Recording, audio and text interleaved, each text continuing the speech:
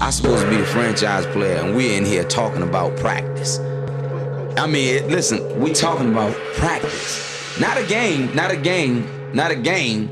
We talking about practice. Not a game, not a game. Me. Bam, bam. Me, man. Not a game. Slap it like she scored 30. All right, welcome back to our We Talking About Sports podcast. It's episode number 3. We appreciate everybody tuning in again. Everyone who subscribed and left a comment this week, we appreciate y'all. Here at We Talking About Sports, first things we like to do is shoot the breeze about our week. Say any comments we want to talk about at the start of the podcast. I'm going to kick it off to Ben. Ben, how was your week? My week was good, bro. Just being essential like I usually am. My wife's birthday was Friday, so had a little birthday weekend. Thank God it wasn't a whole birthday month, but yeah, we had her family over on Friday, and then we had some friends over Saturday for a barbecue. So here we are, Monday, new week, fight week. We're back, episode 3. We got a name. Yeah, man, I'm happy to be back. Can you say that name one more time, Justin? We Talking About Sports with a Z. Nice. I like that. It's our first week with a podcast, with a podcast name, excuse me. My week last week was good. Glad to be back here, third week in a row. We're officially on a streak. Hopefully we can get some more continuity going now that we got a name. Everybody, go out and follow us on Twitter. I think we're going to be on Facebook soon, but definitely follow us on Twitter. But yeah, we talking about sports. We're back here for a third week. Just ready to talk about some more stuff that's been going on. Yeah, that name is like an Allen Iverson play. That's something we came up with together. Just something lighthearted, something fun. As far as my week went, I had a pretty good week. I finally got to see my grandma. I social distance, though I kept away, but it was good seeing family. I hadn't seen her in over a month. Just a quick shout out to both of these guys. Normally we like to release our podcast on Sunday. We did have an error, so we're re-recording it. So just a big thank you all for putting up with me on that. No, I was going to say, Justin, I was going to respond to your tweet, but I think we outvoted Ben. He wanted to do a Skype yesterday, and we said to stay on Zoom. So yeah, that's 50-50 on you and me right there. It's all right, though. All right, so what we'd like to do is address the comments. But we're on Skype. All right, so we hope Zoom, all the stock down. Down. All the Zoom stock. All right. And Skype's owned by Facebook. Here we go. This is address the comments from this week. First up, what do we got? We got Josh Gonzalez coming in, and he said, "Great job again, guys. In future coming, you'll probably need about 15 to 30 minutes, but it'd be cool if you did a GOAT discussion. I want to know who y'all think is the greatest MMA fighter and why. Also weigh in soon on who's next for John Jones." Well, I don't think that we need that much time, Josh, to talk about who's the GOAT. I think you want us to weigh in on the GOAT. John Jones is a GOAT. He's never lost. He did lose one by DQ, but nobody remembers that. Or counts it. Yeah, and I think Dominic Reyes is next for him again. I think the fight was really close. Closer than I expected. Closer than I think a lot of people expected. It was a good fight. I did have Jones winning, but I think it's inevitable. They need to run it back. So I'd say Reyes is next. Yeah, definitely not going to get much of an argument out of me on that one. John Bones Jones, probably the GOAT. But if I just throw another hat in the ring, I think the person with the best prime, like just fighting at the peak of his athletic ability, I don't think anybody had a better prime than Anderson Silva. I think when he was on that run that he was on back in the mid-2010s or early 2010s, there's nobody in the world that was better than him. So got to throw his name in the ring, but definitely John Bones Jones. And then to answer the second question, going to disagree a little bit with Ben on that. I'm going to say his next opponent up is John Blachowicz. I think not so much that John Jones is scared of Dominic Reyes, but I just don't think there's anything there between them. And Reyes keeps on saying stuff in the media that it's not really playing well with John Jones. So I think he's going to use that to kind of pivot to a different opponent. Yeah, it's definitely Jones for me. At light heavyweight, that's the division that I think is the baddest man on the planet usually. And look at who he's fought, all the title defenses. As far as who he has to face next, since he's already fought Reyes, I think it's John Blachowicz next for him, a new opponent, just to keep testing his skills. Thanks, Josh. That'll be the safer fight for sure. And our next Wonder where that comment fight will be held. is coming in from Big Mike on Twitter, and he said, "Caught the cast, boys. Keep up the great content coming." Man, we appreciate that. We're gonna Thanks, keep Mike. it coming. Yeah, You keep listening we appreciate you, Mike. Definitely. and let us know what you think. Coming in next is the Bet King, and he says, "Eagles going for that heel New Orleans-like offense is the only thing that makes sense drafting Hurts that high. Peterson's crazy. This will be fun to watch." Christian is crazy. Yeah, I mean, that's kind of what I see for him as well. What about Yeah. Ben? I think that we had mentioned that they came out and said that it was going to be like Taysom Hill, who plays for the Saints, on steroids. My biggest question was if he's going to be the second string quarterback, how much are they really going to use him? He's athletic. I think that he can be as good as Taysom Hill in that position, but is he going to be as durable? Taysom Hill he had a big injury past. Like he had a lot of injuries in his past, going back to his college days. Yep. But in the NFL, he's actually been pretty healthy since coming back. So yeah, that would be my biggest question: is if they're going to use Hurts that much on offense as a utility guy, who's going to be the backup quarterback? Yeah. Thanks for the comment again. I like that comment and question. Very good. But to answer it, I'm still not in favor of you using, just such high draft capital to get a gadget player.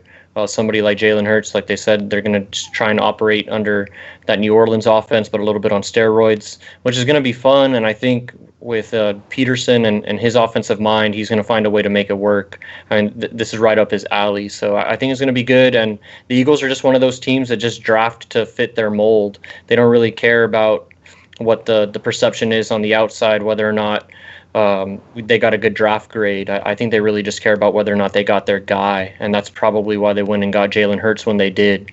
So going to be interesting to see how that develops. Do you think he's going to be like a sneaky dark horse, maybe rookie of the year, depending on how much he's used and kind of how much he can produce and what the other guys do? So wouldn't put too much stock in it, but just a name to keep in mind as the season goes on. Yeah. Next comment also by the Bet King. I think this one's to Roland, and he says, "LMAO, Fulham ain't successful either." And that's a comment towards last week when Roland was talking about the cons and the Jaguars ownership. Yeah. Yeah, no, not successful on either front right now. I know the Jags had their run a couple of years ago, but that's kind of the theme with these owners that own a Premier League team and a NFL team. I think the owner that has the Browns, he also owned Aston Villa for quite some time, and I know the Manchester United owner also had somebody in the NFL that wasn't doing too good. So yeah, it's a little bit of a trend. Yeah, they know how to make money. They just don't know how to make teams, I guess. I hear you. Last comment from the Bet King says, "How do you guys think the landscape for sports will look moving forward now that baseball and NBA have been postponed? How will this affect next year's schedules?" I think that's kind of yet to be seen how it's going to affect next year's schedules. I know the NFL's already come out and said that they're planning on releasing a schedule this week with no delays built in. So the NFL's planning on going on time.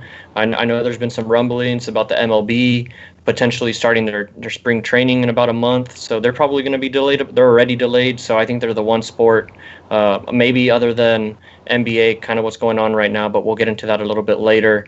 And then, of course, NCAA football or college football, I think, could potentially be affected just because, A, you got to get these kids in class and do something like that. And then B, you are dealing with 18 to 21-year-olds. So these aren't grown men that can kind of make their own decisions, although they're at that age. So it's going to be interesting.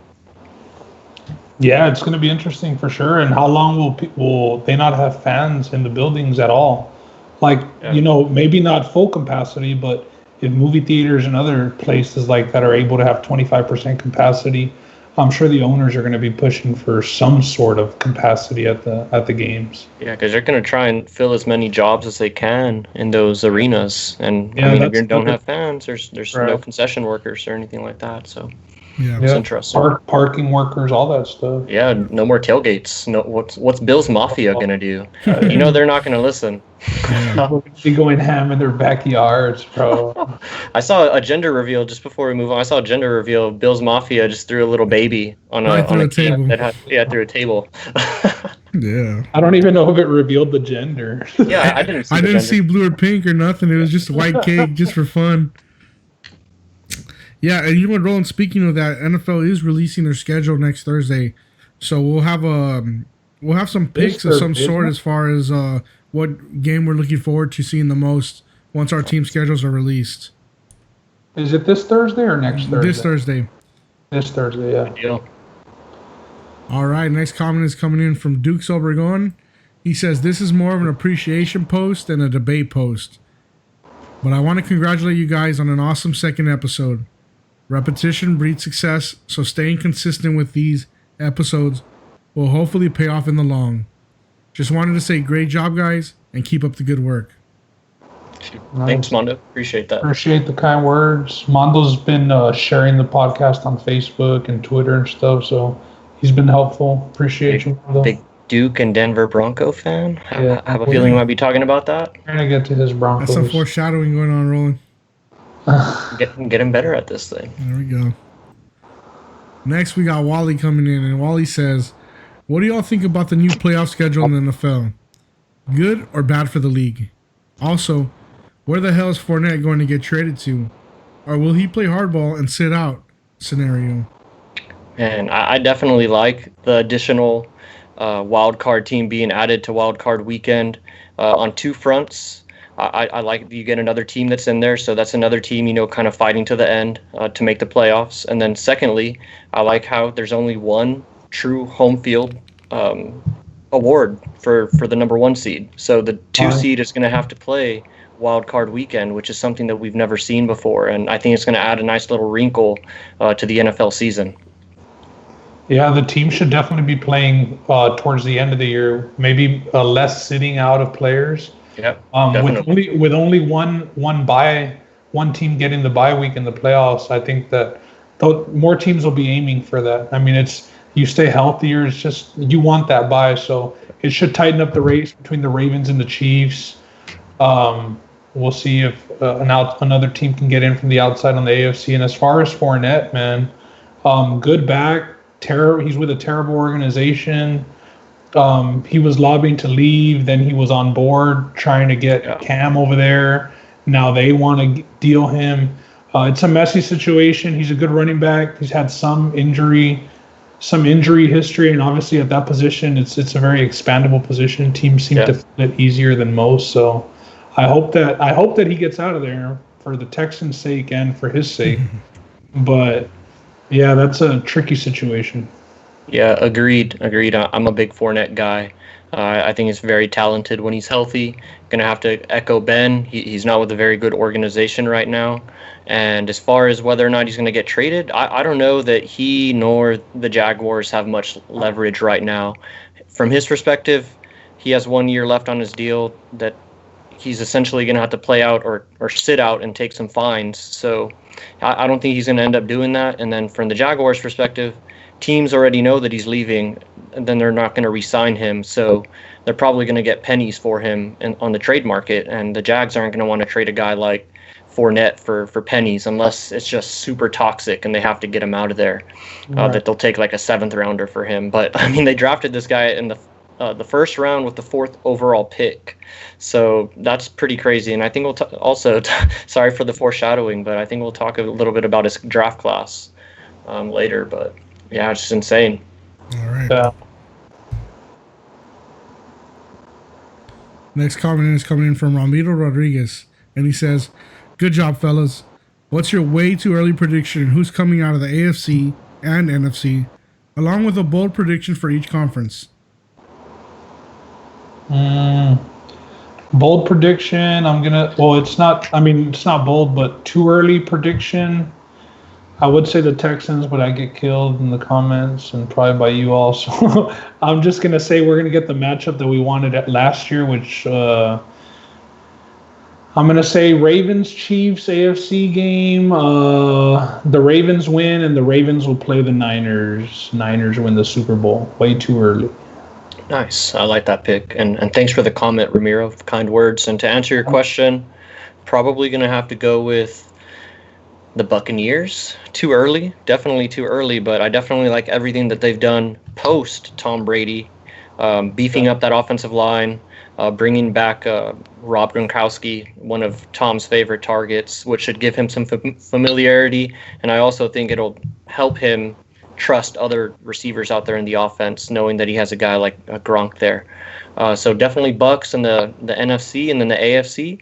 I'm sticking with Mr. Mahomes. I think the Chiefs are going to be that next team that start reeling off some Super Bowl runs. So I'm going Chiefs, Bucks, and Chiefs repeat. Chiefs repeat. And the last comment coming in is from Gabriela Diaz. And she says, Big Pat. Birthday girl. Now that Hopkins is gone and Watt rarely plays a full season, which player's jersey are you buying your wife next to wear on game days? I know the perfect answer is the only untradeable player on our team, the guy who's about to get a ridiculous deal, Deshaun Watson. No more spending money. We're going to have to find a place in our house here to put Hopkins' jersey in the rafters. For sure. Gotta hang him up. Yeah, it's going to be a Watson jersey for sure. And not battle reds, and she hates red. No battle red. Hey, so just you bringing that up, what do you know more or less what that deal's going to be like for Watkins? I mean, for Watson? I don't know what it's going to be like. I'm thinking if he's going to get the $40 million a year that 40 Dak mil. get. Yeah, because I would say that he's better than Dak. The thing that I want us. I know we picked up his 5th year, but I want us to get his deal done before the Chiefs get Patrick Mahomes' deal done. Not because Watson's going to get paid more, but it'll just drive up the baseline. You know what I mean? For Mahomes. If Mahomes goes and gets the $200 million that is rumored that he's going to get, maybe instead of Watson signing for 150, it goes to 160 or whatever it may be. Well, if Mahomes signs that deal, it's definitely going to drive the baseline up for the other guys. Not necessarily that they'll get his money, but more than they normally would. Yeah, I saw a bunch of people on ESPN talking about whether or not Mahomes would take the Brady approach and kind of take a little bit of a discount to ensure that the team around him was, sufficient to keep on moving forward and keep on reeling off championships. Because, I mean, a lot of these teams nowadays are reeling off their runs off of their quarterbacks' rookie contracts, and then you go ahead and find out what they're really about after they have to shell out that deal. So going to be pretty interesting to see if Mahomes and Watson decide to take a little bit of a discount to invest back into the team. I don't think Watson is, just because I think that's why we let go of Hopkins, because we knew we had to pay Tunsil and Watson. So I think he's gonna get a pretty good deal. The thing is with these guys, you think that you pay them that much money because they can make everybody around them better. So you don't always need that super high price receiver. I don't think Tyreek Hill makes a crazy amount of money. He's also on his rookie deal though. Oh, still? Really? Yeah, I think so. Damn. Yeah. Well, that's interesting. We'll see. Or he might have just gotten paid. I'm not sure. All right. Well, last week we did a draft recap, and we had a few comments that they were all from Denver Broncos fans. So we appreciate the interaction on Facebook there. So this week we decided we'd cover y'all's draft. I'll go ahead and kick it off to Ben as far as that whole situation, because I know he was there in the comments. Yeah, we had a couple of people on Facebook. Carla out in Madero. We're being broadcasted in Madero. We're on the airwaves in Madero, so we've made it. All right, first thing. Mondo's also a Broncos fan. Ruben, who listens to the podcast, another Broncos fan. So yeah, let's go over it, man. I mean, the Broncos did great. They did great. First 2 rounds, they drafted receiver. Obviously, they got Jerry Jeudy, who a lot of people thought was the best receiver coming in. A couple of things at the combine. I heard, the rumor that I heard about it was that necklace that he wears with the star. I believe it's the Star of David. Yeah, because his nickname's Jew. Yeah, well, you know how at the combine they're No. known asking these athletes It is. the most ridiculous questions, bro. So that was a big topic, was the necklace, and they're saying that that's why he dropped from not being the number one guy. That's his nickname, though. That's why he has that star. Yeah, I swear. That's an unconventional nickname. Suspect, right? But regardless, the dude can ball, and he's a good weapon. They're in a division with the Chiefs, high-flying offense. This is definitely a guy that can take the top off the defense, big play. Second round, they went and got another receiver out of Penn State, Burner. And then they started addressing some of their needs in the secondary. They had Chris Harris leave to the Chargers. The year before, Bradley Roby left to the Texans. They did pick up Kareem Jackson from us, but as far as cornerback, they had both of those corners leave. So in the third round, they drafted a corner. And then throughout the draft, they got some O-line help, more receivers. But, I mean, what they're doing is they're definitely putting the weapons around Drew Lock, and they're going to give him the year, maybe two, and see if he's the guy. They picked up Gordon during free agency in the offseason. So the Broncos have been active. They've been making good moves, and it's going to come down to Drew Lock. Is he the guy or not? I know last year he came down to Houston and put a whooping on us. Wow. They have Sutton. Sutton was a great target last year. They've drafted tight ends previously. I know they have Fant, they have Butt, they have a couple of guys there. So the big question is, will Drew Lock be able to get it done? That's going to be the big question to the Broncos season this year. Yeah, I think at least this way we find out. There's no excuse for him. He's got all the tools. So yeah, it's put up or shut up, Drew Lock. We're going to find out your first round draft pick. So time is ticking on him. But, I'm big fan of the Broncos draft, just to get into the comments. Very, very big fan of it. I had them in my notes last week, but just glazed over them. But anyways, just going into the first two picks has been highlighted. You address speed. Your offense was devoid of weapons last year. Your best weapon was probably Lindsey out of the backfield, just being honest, other than Cortland Sutton. But you had Jerry Jeudy and KJ Hamler.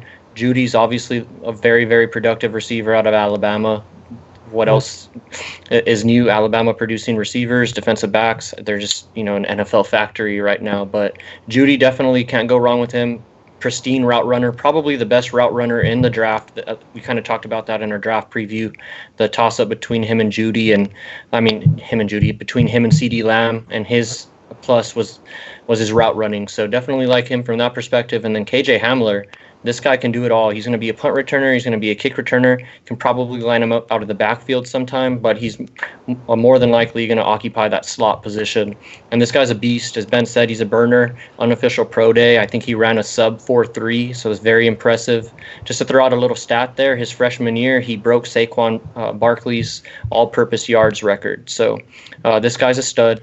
Definitely like how the Broncos just looked at the landscape of their division and said they had to get faster to compete. So definitely like when a team is real with themselves like that. Kudos to John Elway and putting together a good draft. And then they addressed their secondary. They got a nice corner. And then also, I thought this could be a potential steal. He dropped in the draft because of injuries. He has one of the craziest injury records out of any collegiate player that I've seen in the past couple of years. It's the right guard out of Fresno State, Natane Mutai. Is it Fresno State or Utah? I'm always confused them. I know it's red. Okay, so they drafted him. All intents and purposes, just based on talent, this guy's a first rounder, arguably second rounder. There's talks about him early in his career being in that range, but injuries derailed him. He was able to make it to the draft, and the Broncos might have gotten themselves a steal in the 6th round. So that's the name to keep a lookout for in the future. Wow. And I know Ben mentioned Melvin Gordon being added. So who's going to get the carries? Is running back by committee, or you think Gordon over Lindsey? They'll probably do some committee, but I mean, Gordon has, since he came in the league for the Chargers, he had been that 3-down, all-purpose back. He can catch the ball, he can run the ball. Lindsey's not getting paid much because he was an undrafted signing. So, for sure, yeah, I think they're going. Gordon's for sure going to be the starter, but they'll work ways to get Lindsey in there, whether it's out of the slot or just going 2 running back sets, the way they would with. When Gordon was with the Chargers, him and Eckler, so they'll figure it out, I'm sure. But they have to keep Lindsey on the field somehow. Yeah, I wouldn't necessarily be so confident in them just going with Melvin Gordon flat out and disregarding what Phillip Lindsey's done for them. So I think they're going to be more of a split. I think it's going to be something kind of like what Ben said we saw in San Diego or Los Angeles these past couple of years with the split between Eckler and Melvin Gordon. And Philip Lindsay might be better than Eckler. I'm a big fan of Eckler myself, but they're the same type of guy. They do the same thing for you. He might be a better runner. So I'm going to look out for this offense next year, man. I'm excited to watch the Broncos for the first time in a while. Yeah, they have options. Yeah. All right, sticking with the NFL, let's talk some free agency now. This week we saw Jameis Winston sign with the Saints. That's something we did talk about last week. But now we know his numbers. It was a 1-year deal, and guaranteed it's only $1 million, and at most, if he hits his goals, it's $3 million. Do you think that's a good signing for the Saints, or is that what's up with that as far as that goes? It's a great signing for the Saints, I think. I don't think you can get a guy who was a starting quarterback last year on the cheap like that in today's world, especially with how important quarterbacks are, and then throw in the fact that Drew Brees got hurt last year. So, the Saints might possibly be in need with how much they kind of relied on Teddy Bridgewater, although they have a well put together team. So the weight on Teddy Bridgewater's shoulder was probably not as heavy as one would think, but still he got the job done for him and he displayed the importance of a backup quarterback. So to answer your question, I definitely think they got him on the cheap. But as we talked about last week when we didn't break the news, but we were reading it off as it was speculative, that Jameis, he chose to take lesser money. So I think you have to factor that in too. But it's crazy reading off the names of people who make more than him, just going off the namesake. It's kind of ridiculous. Rush and some other cats. Yeah, I wish we would have gotten to, usually when a guy has more offers or stuff that he passed up, usually they'll get leaked. I mean, the weird thing is we haven't even heard a peep out of one of them. Obviously, it's a good signing for the Saints because how cheap they got him for. I would say it's a good signing for Jameis, too, because he wanted to be there. Yeah. They're a good team. He has a good chance of getting a shot because Drew Brees is towards the latter end of his career, injury-prone. He was out multiple games last season, and we saw what that did for Teddy Bridgewater. He went and got paid. So if Jameis just has to play 3-4 games and win them, man, look decent, he's got the offense to do it with there. Not that he didn't have the offense in Tampa Bay, but definitely a better run game here and more short passes as to Tampa Bay and just airing it out to Mike Evans and Godwin. Yeah. So it's definitely, I would say, a smarter system. It's not as let it fly as the Bucs was. So if he gets a shot, he could definitely get paid, or they could just see the way he is around the building and see if they want to re-sign him and him be their quarterback going on for the coming years. Yeah, that's a good opportunity for him with those kind of offensive minds. And I'd be in the film room. I can't wait till he busts up Bruce Arians in 2 years. Another signing we saw this week was Jonathan Joseph, a longtime Texan. I'll let the Texan talk about it.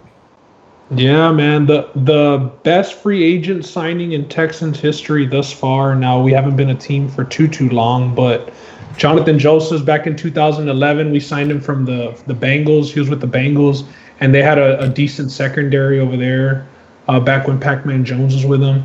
We signed him to a 5-year deal back in 2010, and he's been with us up until this season. Obviously, the Texans scheme, we got rid of Romeo Crennel, new defensive coordinator, but through the years, the past couple years, not through the years, but the past couple years, the defensive scheme has been transitioned to more man-to-man coverage as to cover two, and Jonathan Joseph is one of the older DBs in the league.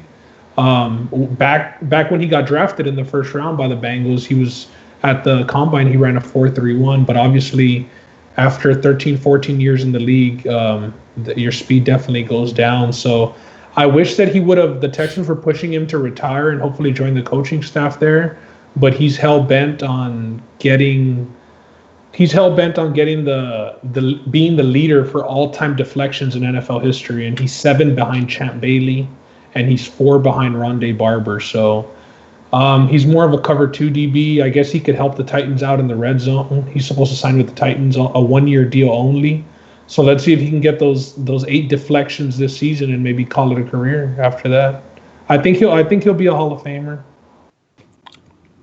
I don't know about that. I think he's fringe. I think he's a good player for sure. Maybe Texans Hall of Famer. For sure. He was the all-time leader in interceptions for the Texans. When I first saw his name on the list of topics today, I wasn't sure why we were talking about him, but got to give Jonathan Joseph his props. He's definitely been in the league a long time, since 2006, as Ben mentioned. He's 36 years old, kind of continuing a trend for cornerbacks, playing up in age. Corners have always been one of those positions other than quarterback where you can last a while. I think the last guy that I remember getting up there in age was a former Cowboy, Terrence Newman. I think he played up until he was 39, maybe 40, when he finished up with the Vikings. So props to Jonathan Joseph on a great career. I got to give him props. But I have a little bit of a trivia question. Can anybody here tell me who the number 2 leading all-time leader in interceptions is for the Texans? For the Texans,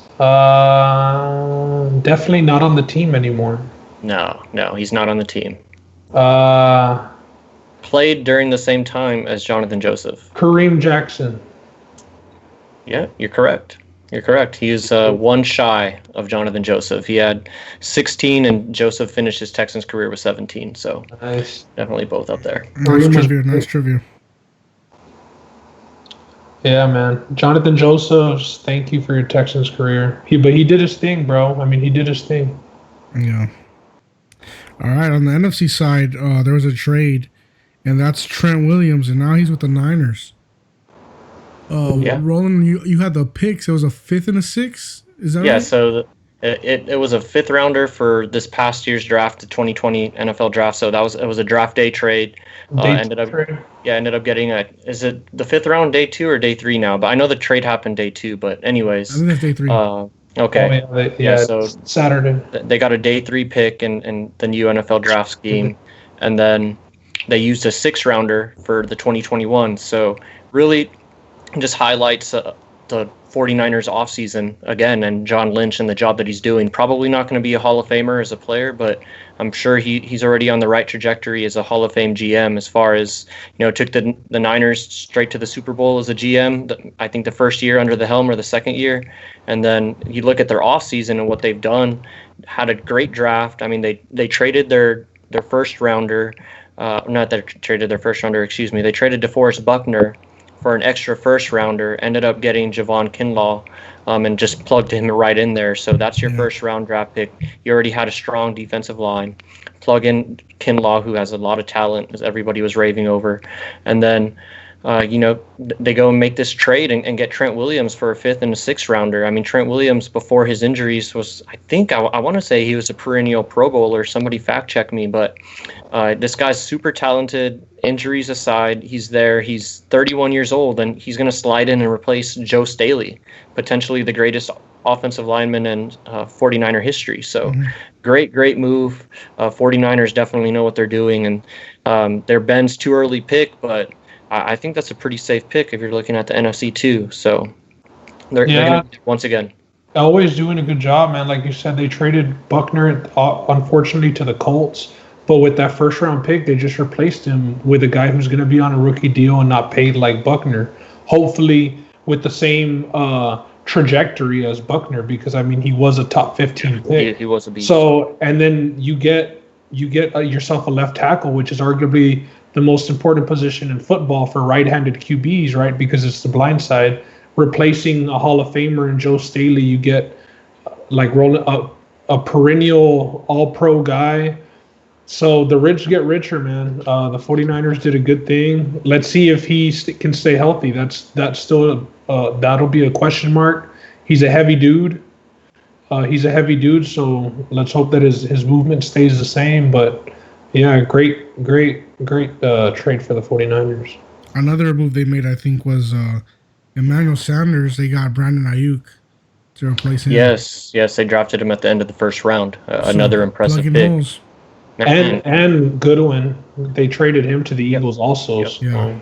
Yeah, they've been making moves. They're going to have a young wide receiver core with Deebo Samuel and Ayuk, and I mean George Kittle himself is pretty young too. So they're going to be a mean offense because both Deebo and Ayuk are both talented with the ball in their hands. They did trade Breda as well, but with them they showed last year. I mean they made Mostert look like he was about to be Super Bowl MVP, man. So.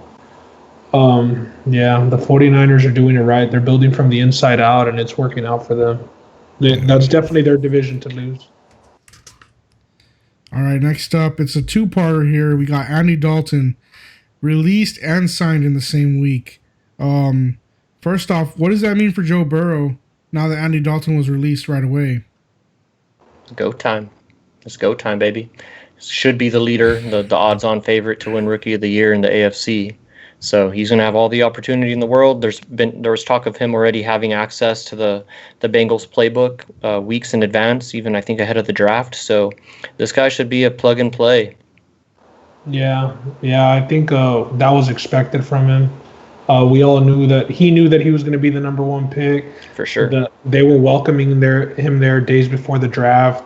It's been said that he had the playbook maybe a week, couple days before the draft. So I think the expectations have always been for him to be the starter from day one. And I have high hopes for Joe Burrow, man. I think he can make it interesting. Yeah. And as far as Dalton, I mean, the Cowboys knock it out the park again. It seems like they've been doing everything right this offseason, from the draft until now. I mean, it's our year. In the draft, they did what the Eagles couldn't do, and they just took best available on the board. Yeah, they had just paid Amari Cooper $20 million a year, but CeeDee Lamb was the best available player. Obviously, there wasn't a safety or a DB that should have been taken with that pick. So, I mean, they loaded up on their offense. And that wide receiver core was far from finished. I think they needed to add one more piece because they also lost Randall Cobb in the offseason. Right. So wasn't just going to go in with Gallup and Amari Cooper. So now that you have Lamb. Yeah, but just to get back to Dalton, though, perfect signing for the Cowboys. It's a two-part play. I think you add depth and you add a teeny bit of leverage in the Dak Prescott situation, and you just say, hey, if you don't sign by the middle of July, whatever that date is, I think it's July 25th. I might be butchering the date on that, but if you don't sign your franchise tender by then, we have a guy that if we put in there, I think they're a playoff team. I don't know. Yeah. Andy Dalton and Dak Prescott, how big is that difference? It's not Cooper Rush or John Kitna, anybody. I mean, Andy Dalton has 120-plus starts in the league. You know, he's been a playoff quarterback. No, he's not the best quarterback, but he's a game manager, and you have Zeke in the backfield. He can hand off the ball to Zeke just like Dak can. And people want to talk about his stats last year. His best receiver was John Ross. I don't have to say anything else. I mean, you can't blame Andy Dalton for what happened last year with that Bengals offense. I don't know. That's just me. He did have Boyd, and Boyd underperformed. I had higher hopes for him in fantasy. No AJ Green, no tight end. I don't know. Yeah, and they added T. Higgins with the first pick in the second round. So T. Higgins and AJ Green, Joe Burrow, Joe Mixon. Should be fun. Yeah. They're in a tough division, but it should be fun. Yeah. All right. As we saw in this draft, it was super wide receiver heavy. One of the signings this week was Ted Ginn Jr. going to the Bears. Still no AB. Will he play again or not?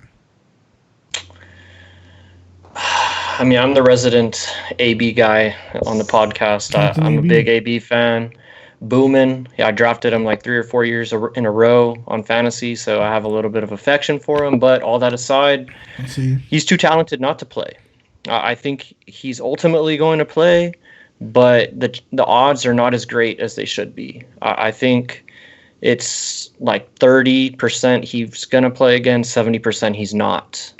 And that's because I'm a big AB fan. So if I were to put money on it, there's a line out there somewhere, which I'm sure there is, I would say AB will not be on an NFL team if I were putting money on it. Yeah, Ted Ginn, not the biggest signing, but proving speed keeps you around. I mean, 34 years old. Just him being able to run in a straight line at lightning speed, keeping him in the league. But as far as AB, yeah, he'll play in the league. Maybe not at the start of the year, but by the end of the season, I believe we had talked about, I see him in the league. I know recently he posted on Snapchat a picture of him in a Ravens uniform. Thirsty.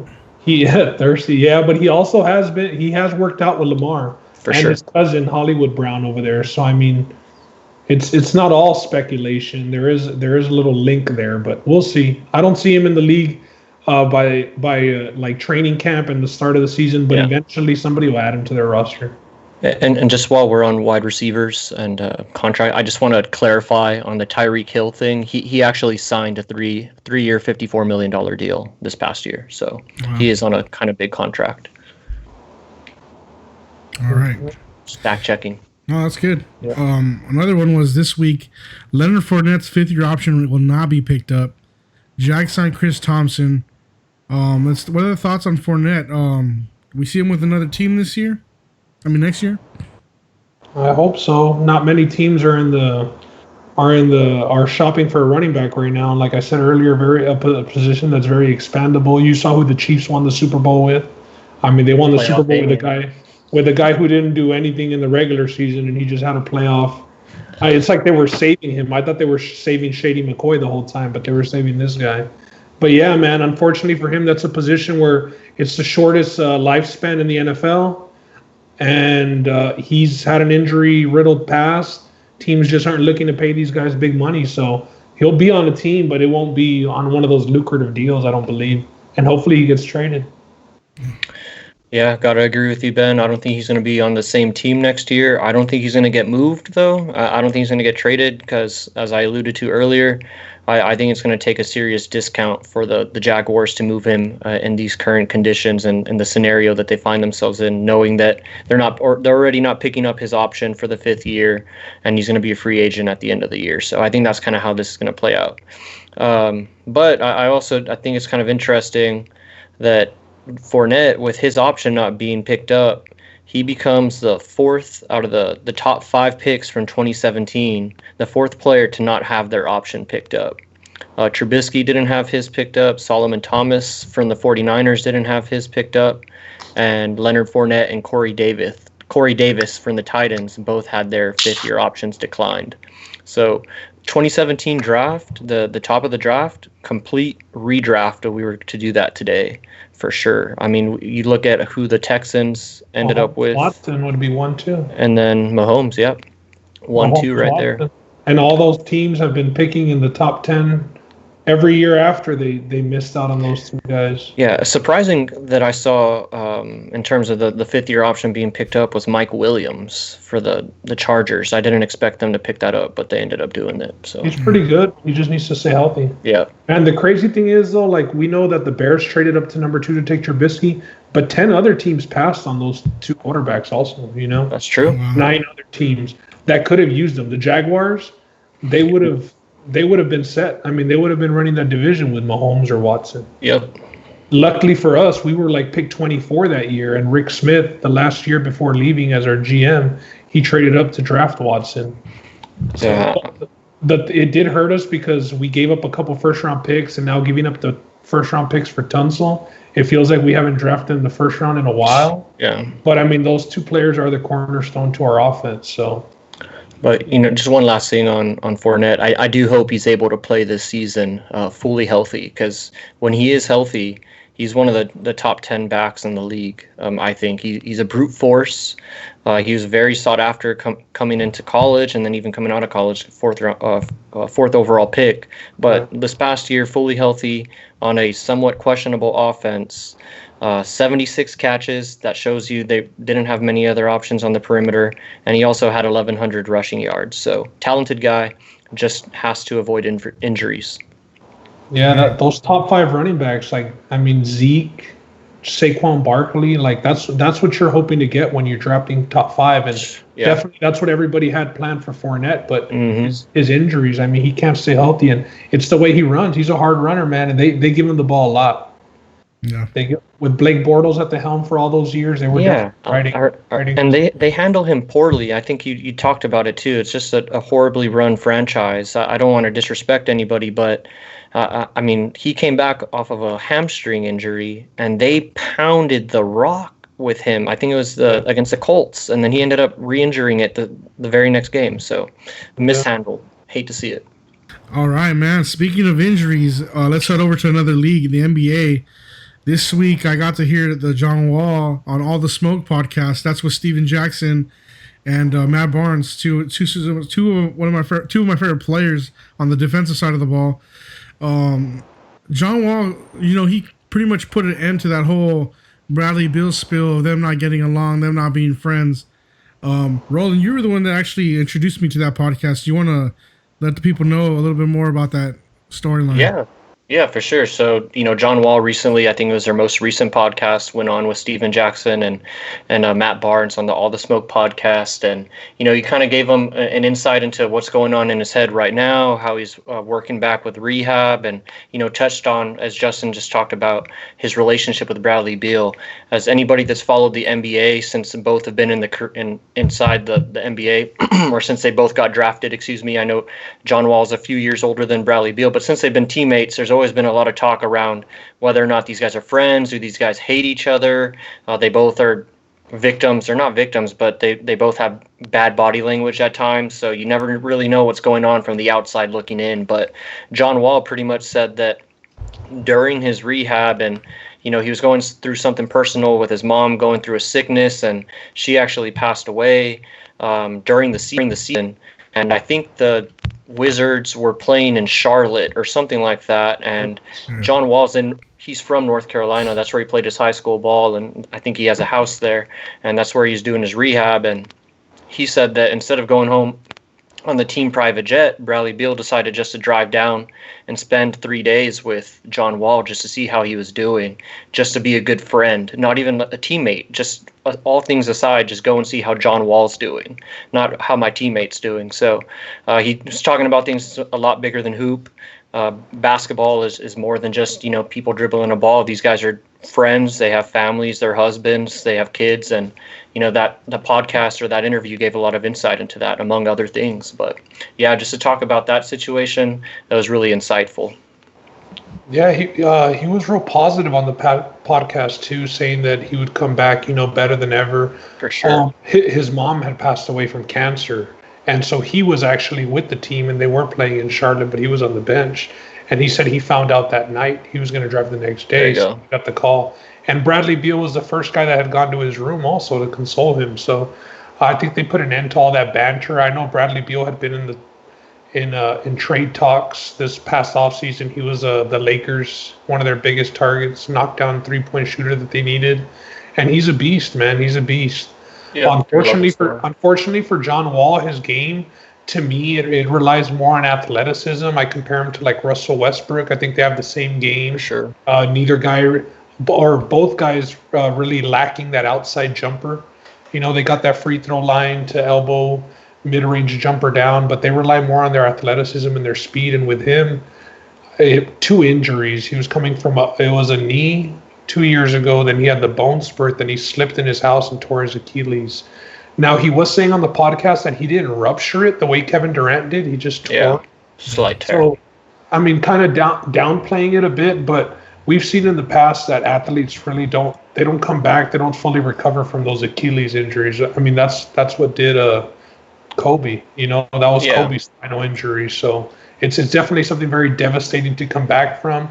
And a guy like John Wall, who relies a lot on his explosiveness, it's going to be tough. It's going to be challenging. But he was an all-star prior to that. I mean, perennial all-star. Yeah, the guy carried he was carrying the Wizards.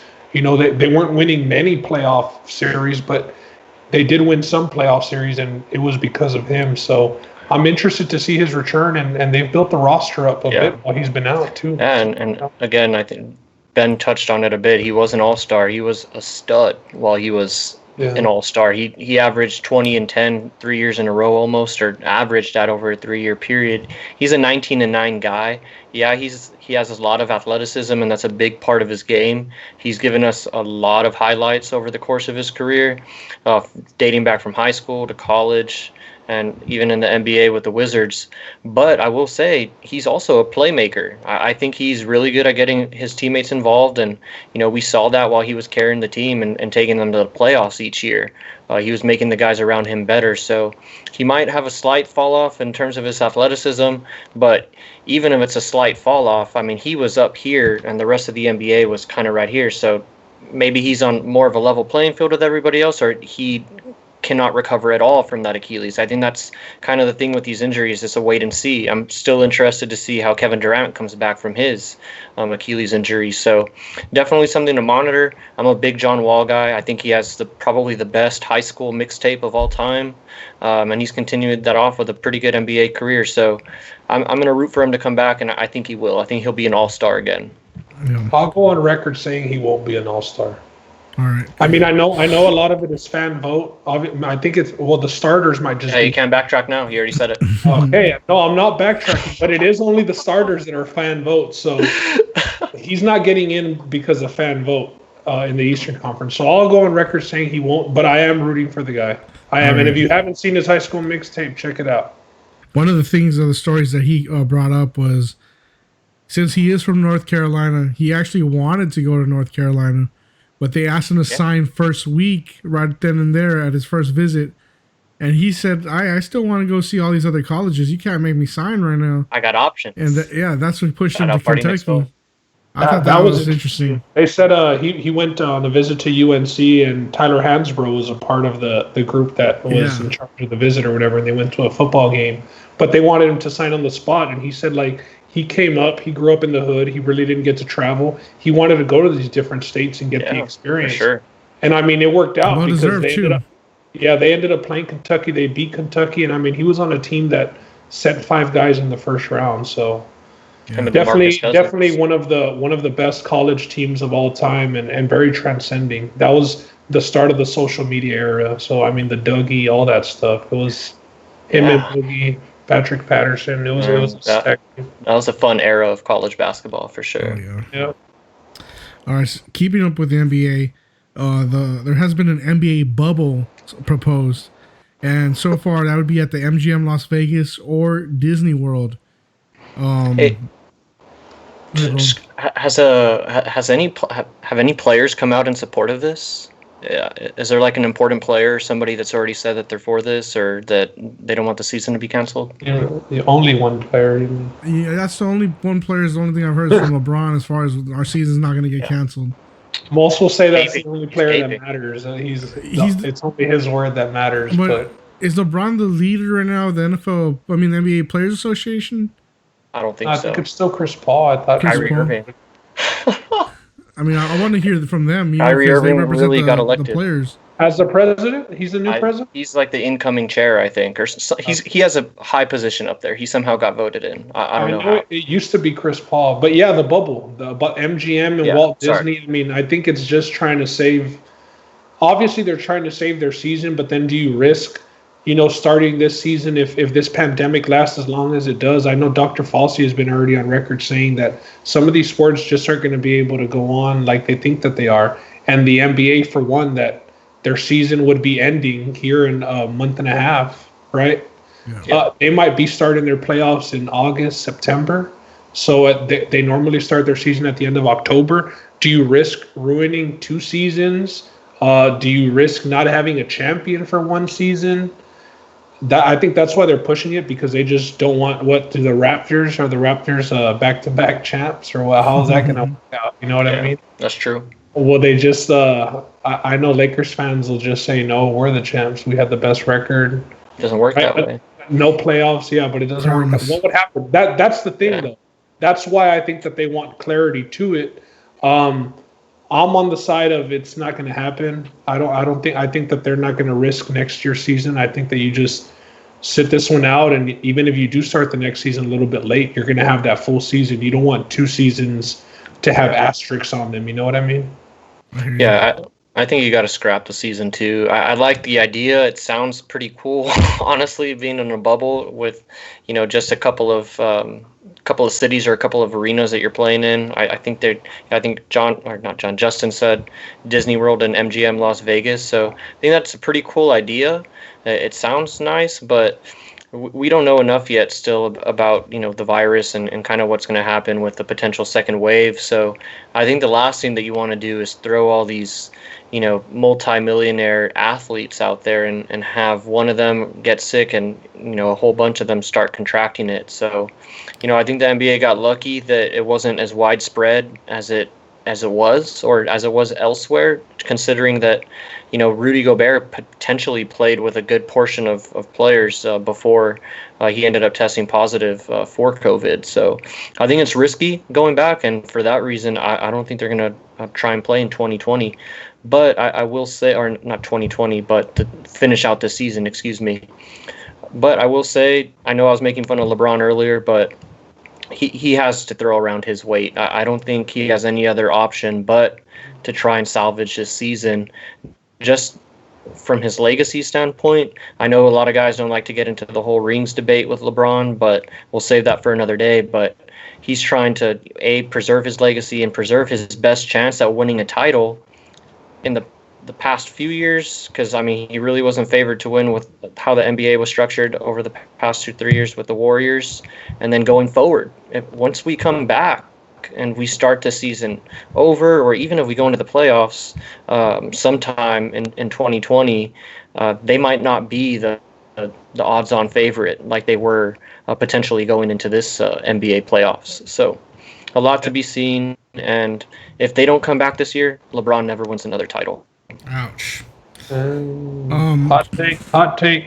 Just to keep up with what it would take to open, this is something I read on an article this week, and it says, from the reopening to the end of a resumed season, the NBA has an expectation that it will need in the neighborhood of 15,000 tests, sources said. Several manufacturers can assure the NBA the tests, but they can't guarantee the American public will have its needs met. Yeah, that's another reason why you can't go back. You can't go back until all the public can get tested. Yeah, it's a bad look. Plus, I heard that Bugs and the Toon Squad, if they did it at Disney, would want a place in the playoffs. Toon Squad would have to be in. With those kind of numbers, it's hard to see the resuming of an NBA season, man. Yeah, any team that wasn't like, I get that we're making fun of, or like, throwing jabs at LeBron for doing it, but if the Warriors were in first, Steph would be doing the same thing. If the Rockets were in first, Harden and Westbrook would be doing the same thing. Anybody that's in that position would be doing the same thing because they were the odds-on favorite the way the season was going. Yeah. So, I understand, but it's a little bit, it's kind of out of the question with the way things are right now and just the expectations of everything that would be needed. Yeah, we do have UFC, but it's different. They're not a full team. They're not a 15-man roster. It's one fighter. So, yeah, it's tricky. Quick hitters. Enter full screen. All right. With this week, we got sports coming back live. UFC 249 is going to be going down.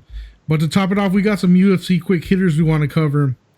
To start with, Dana White came out this week and he said UFC welterweight champion Kamaru Usman isn't the only option the promotion is looking at for George Masvidal's next fight. So who do you guys have quick hitter for next fighters? Who's fighting who next? I didn't like the matchup when it happened of them two. I don't think it's a good style matchup. You don't want to kill Masvidal's buzz. Fight him against somebody who's standing up. I'm going to go back to Conor. Conor and Masvidal makes the most sense. And Usman and Colby gave us a classic, man. Everybody was pleased with that fight. Let him run it back. Let him whoop his ass again. I'm for it.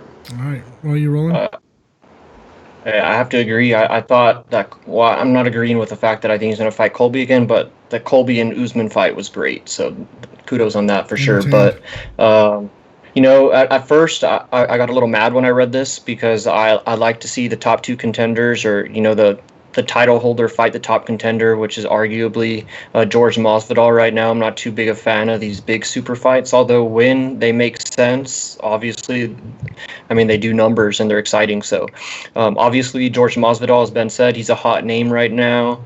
And he has options. I think for him, it makes sense to possibly not fight Usman because he's a little bit up in age. He's about 36. And, before this last run that he was on, he's arguably a journeyman guy. But he's recently found his groove.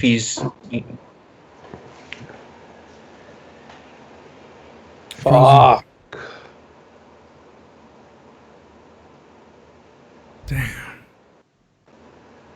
wonder if he's downloading something. The 20. So, Yo, you there, Roland? what happened? Yeah, I'm here. You froze up after you said find his groove. Yeah, so Masvidal's found his groove since he came back into the UFC after 2017. He took a 2-year layoff, came back in 2019, and he's found himself on a streak. So, I got to give him his due there. And if he wants to go out and make money, then go out and do that, man, and go fight Conor. I think that's a good fight.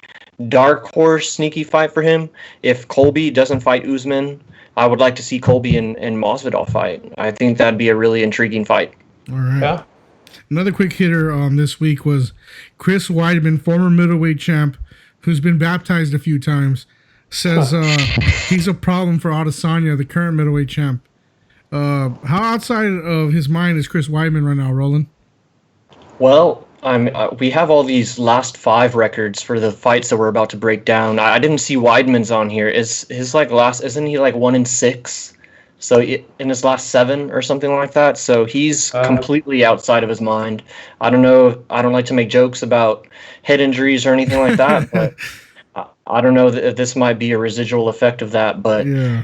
I gotta love his confidence. He's confident in himself, and after reading the whole article, he did say he had a long way to go. So he's not saying or clamoring for a title fight with Izzy, but yeah, I don't know what problems he gives Izzy at this point in time.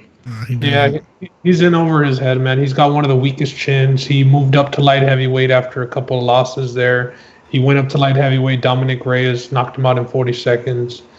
And now he's back, and he won't make the climb. He'll never get to Izzy, so it's irrelevant. Yeah, I got you. All right. Finally, live sports. UFC 249, the headliner, Ferguson versus Gaethje. We're going to kick it off to Ben. He's going to guide us through this one. Ben, take it away. All right, y'all. Finally, fight week. We got fights. Here on We Talking About Sports. We're going to be picking every fight for this UFC 249 card for this Saturday. We're going to start a little competition on the show between us 3. Y'all at home can also play along. We're going to be picking every fight based on the odds. We're going to give the odds prior to the fight. If you pick a guy who, let's say, is a 4-1 underdog, you would get 4 points for picking that fight. If you pick a guy who's a favorite, it doesn't matter if it's a 10-1 favorite, 5-1 favorite, you only get 1 point for picking that fight wrong. If he's barely a favorite, you only get 1 point for picking that fight right, or picking that fight wrong, you don't get a point.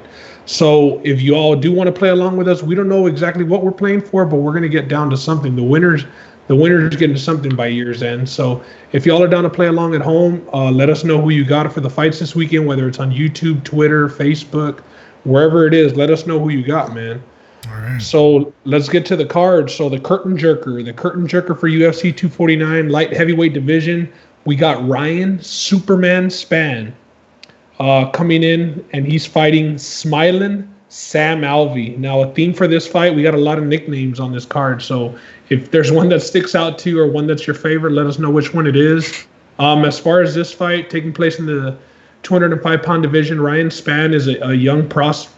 He's 28 years old, prospect, barely hitting his prime. He's 6'5", so this guy's a problem. I saw him fight live in the Valley at El Orgullo del Valle. He actually fought my cousin, and he did get a win in that one.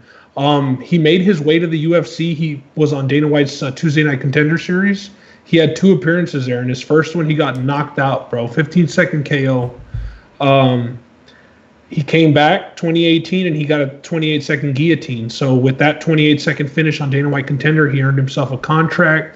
Got into the UFC, and he's 3-0 in the UFC since joining. On the other hand, Smiling Sam Alvey, always smiling, doesn't matter what's going on. Lost his last 3 fights. He's on a slump. This dude, I think he's on the fringe of being out of the UFC personally.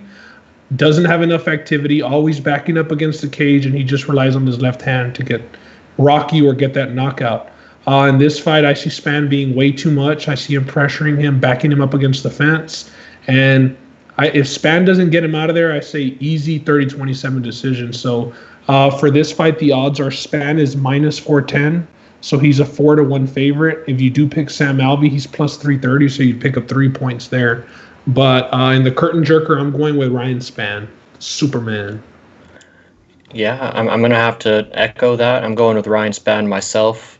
Definitely like both nicknames in this one, Superman versus Smilin' Sam Alvey. Smilin's a pretty good nickname, by the way. But anyways, just looking at, the facts here, Ryan Spann from the UFC Contender Series, he's reeled off, 3 wins since he's been in the UFC. Does that win that he has included in his 3-fight win streak, does that include the Contender Series?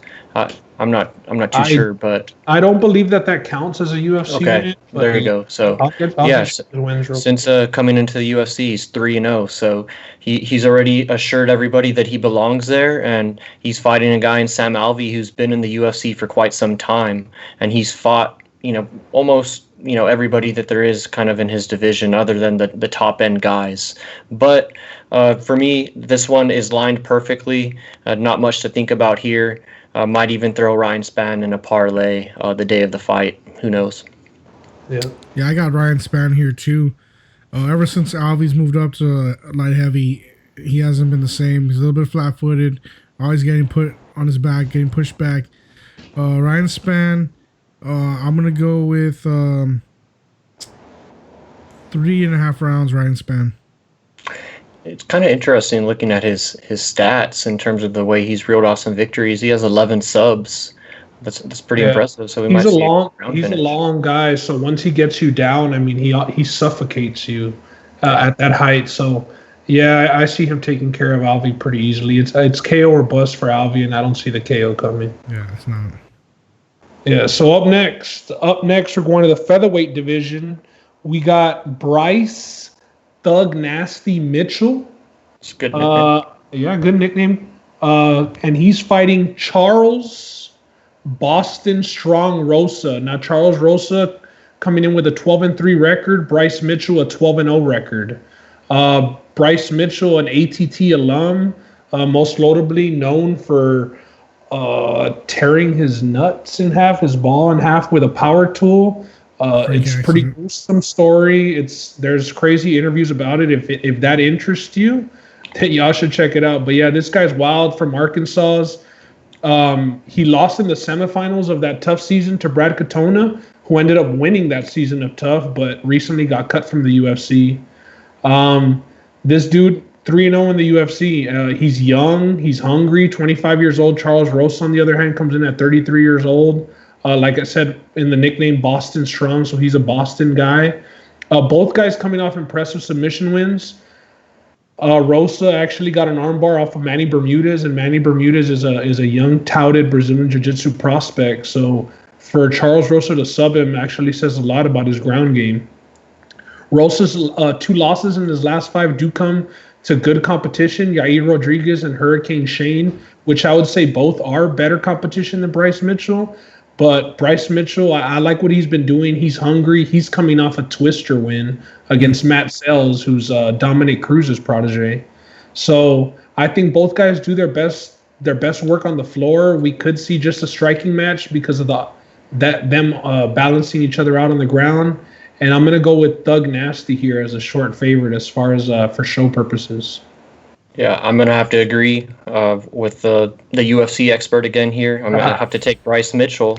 And I do think that they are going to, keep this fight on their feet.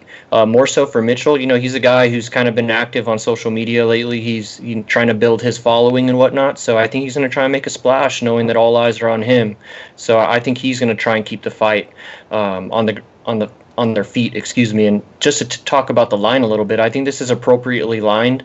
We still don't know too much about Bryce Mitchell. I think he should be the favorite. He's the more talented fighter from what we've seen, but to be a much more steep favorite than what he is right now, or a steeper favorite than what he is right now, I think would be a little much. So the minus 155 as it is right now could change throughout the week, but definitely like that line, just taking a straight up fight. So I'm going to go with Bryce Mitchell. Should be a good one. Hopefully we see a fight on their feet. You know what, Roland? Speaking of the line, it actually has changed today. Good. Mitchell has moved to minus 170 now. Wow. Okay. Yeah. Money coming in on Mitchell. People like Mitchell. Yeah, I like Mitchell. He's one of the fighters that I'm actually looking forward to. Every podcast he's been on, I've really enjoyed his talk. He's a very country guy, very humble guy. As far as skill set goes, they're gonna negate each other on the ground, you know. And I think Mitchell's a little bit more dog standing. Something just of note, this week he was asked white or black shorts, and he said camo. So you gotta like a personality like that. So for podcast purposes, I got Mitchell. All right. Up next, moving to the welterweight division, we got Vicente coming in at 13th ranked. Vicente, the silent assassin, Luque, 17-7-1 record, and he's coming against Nico, the hybrid Price, with a 14-3 record. Now, this fight is a rematch. This fight took place in 2017. Vicente Luque did win that fight by Bravo choke, which is a pretty rare choke to see. Since that time, Price has improved. Price still the older guy. He's got 2 years on Vicente Luque.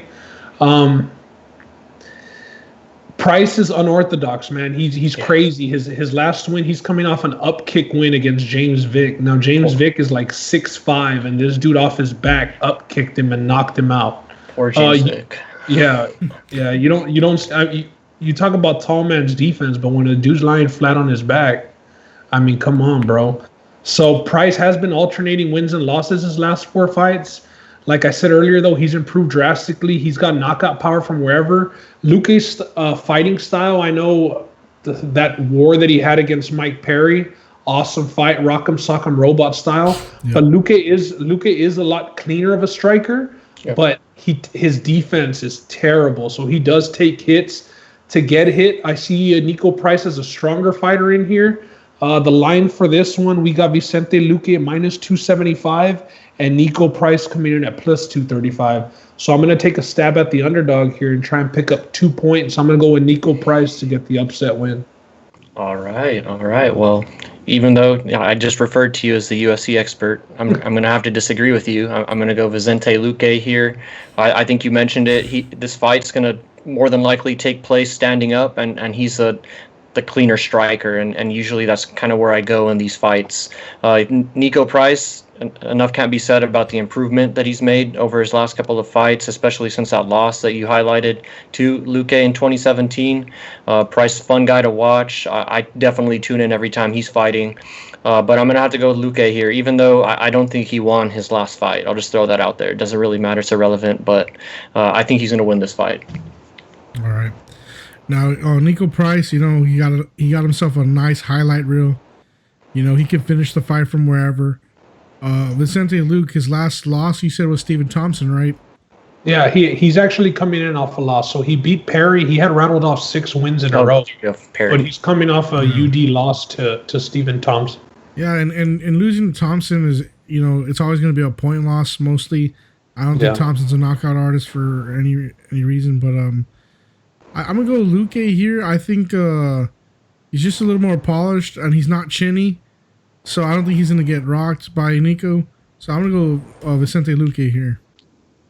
All right. Well, let's move on. Up next, now we're moving on to the preliminary card. So this is the first fight on ESPN. Those first fights that we talked about are taking place on ESPN+. So the first fight is in the middleweight division. We got Uriah Primetime Hall, +105 underdog, so short underdog, to Ronaldo Jacare Sosa. All right. So coming into this fight, I mean, we got the veteran Jacare, 40 years old, Uriah Hall, 35. Uriah Hall is a tough vet. He was in there in the finale against Kelvin Gastelum. He lost that one. His last loss was to Paulo Costa, which, I mean, nobody blames you for losing to Paulo Costa. Racer. Nope. Yeah, he's on a 2-fight win streak since then. So he beat Cara de Zapato, which is Shoeface, and Carlos Jr. his last fight. It's a good nickname. Ever since moving to Fortis MMA, which is a camp in Dallas that has Jeff Neal and the Valley's own Carlos Diego, Uriah Hall has turned it around, man. He's been more explosive. He's been fighting with a game plan. And for this camp, I know ESPN did a little special on him, and he's been living in the gym. I saw that. He eats his meals. He sleeps on an air mattress in the gym. The dude's in charge of the gym. And through this coronavirus thing, I mean, he's just in the gym the whole time. So I like his mindset coming into this fight. I like that he's the underdog coming into this fight. Now with Jacare, we're definitely going to have to worry about the takedown. Jacare wants to get the fight to the ground. If he gets the fight to the ground, I think that he can win it pretty easily after that, whether it's by submission or via ground and pound. Jacare himself, though, has been slipping. He's coming off back-to-back losses to Hermanson and Jan Blachowicz. Both decisions, but the level of competition for Jacare has been taking a dip because he's used to fighting all the elite guys at the top of the division. So his last win was against Weidman. I know, I mean, anybody can touch Weidman's face and knock him out at this point, especially if Jacare is knocking him out. So for this one, I'm going to take the underdog again, short underdog, but I'm going to go with Uriah Hall and Fortis MMA to keep their year rolling. I like the fact that, you know, Hall's fighting out of Texas and, you know, Carlos Diego's fighting there in that same gym, but I'm going to have to go with Jacare here, the heavy. I think he's a heavy favorite. He's a short favorite. Or short favorite, excuse me. I'm looking at the wrong line, but I'm going to go with Jacare here. I think he's going to get the fight to the ground and just control it from there. Uriah Hall, exciting fighter. He looks like he might have turned around things after switching camps, but I don't think that's going to be enough. I think Jacare, I know Ben alluded to his competition dipping a little bit, but I mean, his last two losses were to Jack Hermanson and John Blachowicz. So, I mean, that's not necessarily like low competition per se, and Jacare's up there in age, so those guys are probably just on an upper trajectory compared to where Jacare's going. So I think he's still got enough to handle Uriah Hall, though. So I'm going to go with Jacare here. I'm right there with you, Roland. I got Jacare by sub here. I think he will get the takedown on Uriah, and he'll finish him there with the sub. And the records are Jacare's 26-8. Uriah Hall's coming in at 15-9. So not the best record for Uriah Hall, but like we mentioned, lately with the camp change, he's been surging. So let's see if he could keep it up. Up next, our only women's fight of the night. So we're going to the women's strawweight division, and we're going to Carla, the Cookie Monster, Esparza. 15-6 overall record. She's a short favorite for this fight, -155. And she's fighting the 8th ranked Michelle, the Karate Hottie Watterson. She's got a 17-7 record. So both girls' record about the same. We know Carla Esparza, prior champ. Now she's ranked 7th in the division. Michelle Watterson ranked 8th. So a pretty even matchup as far as the rankings go. Esparza's coming off back-to-back decision wins. She's a decision machine for the most part.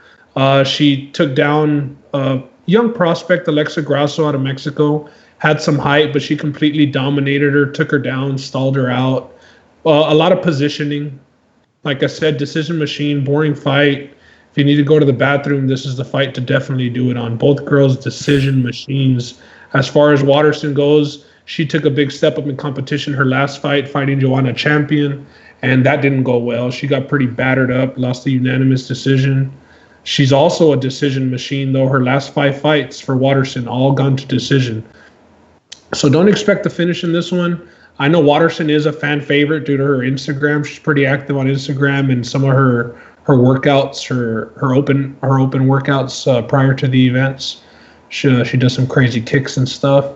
But in this one, I think Esparza is just going to take her down or put her up against the fence, neutralize her, grind on her. I don't expect much damage to be done, but I do expect Carla, the Cookie Monster, to be all over Watterson and stall her out. So I'm going to take the short favorite here, and I'm going to go with Esparza.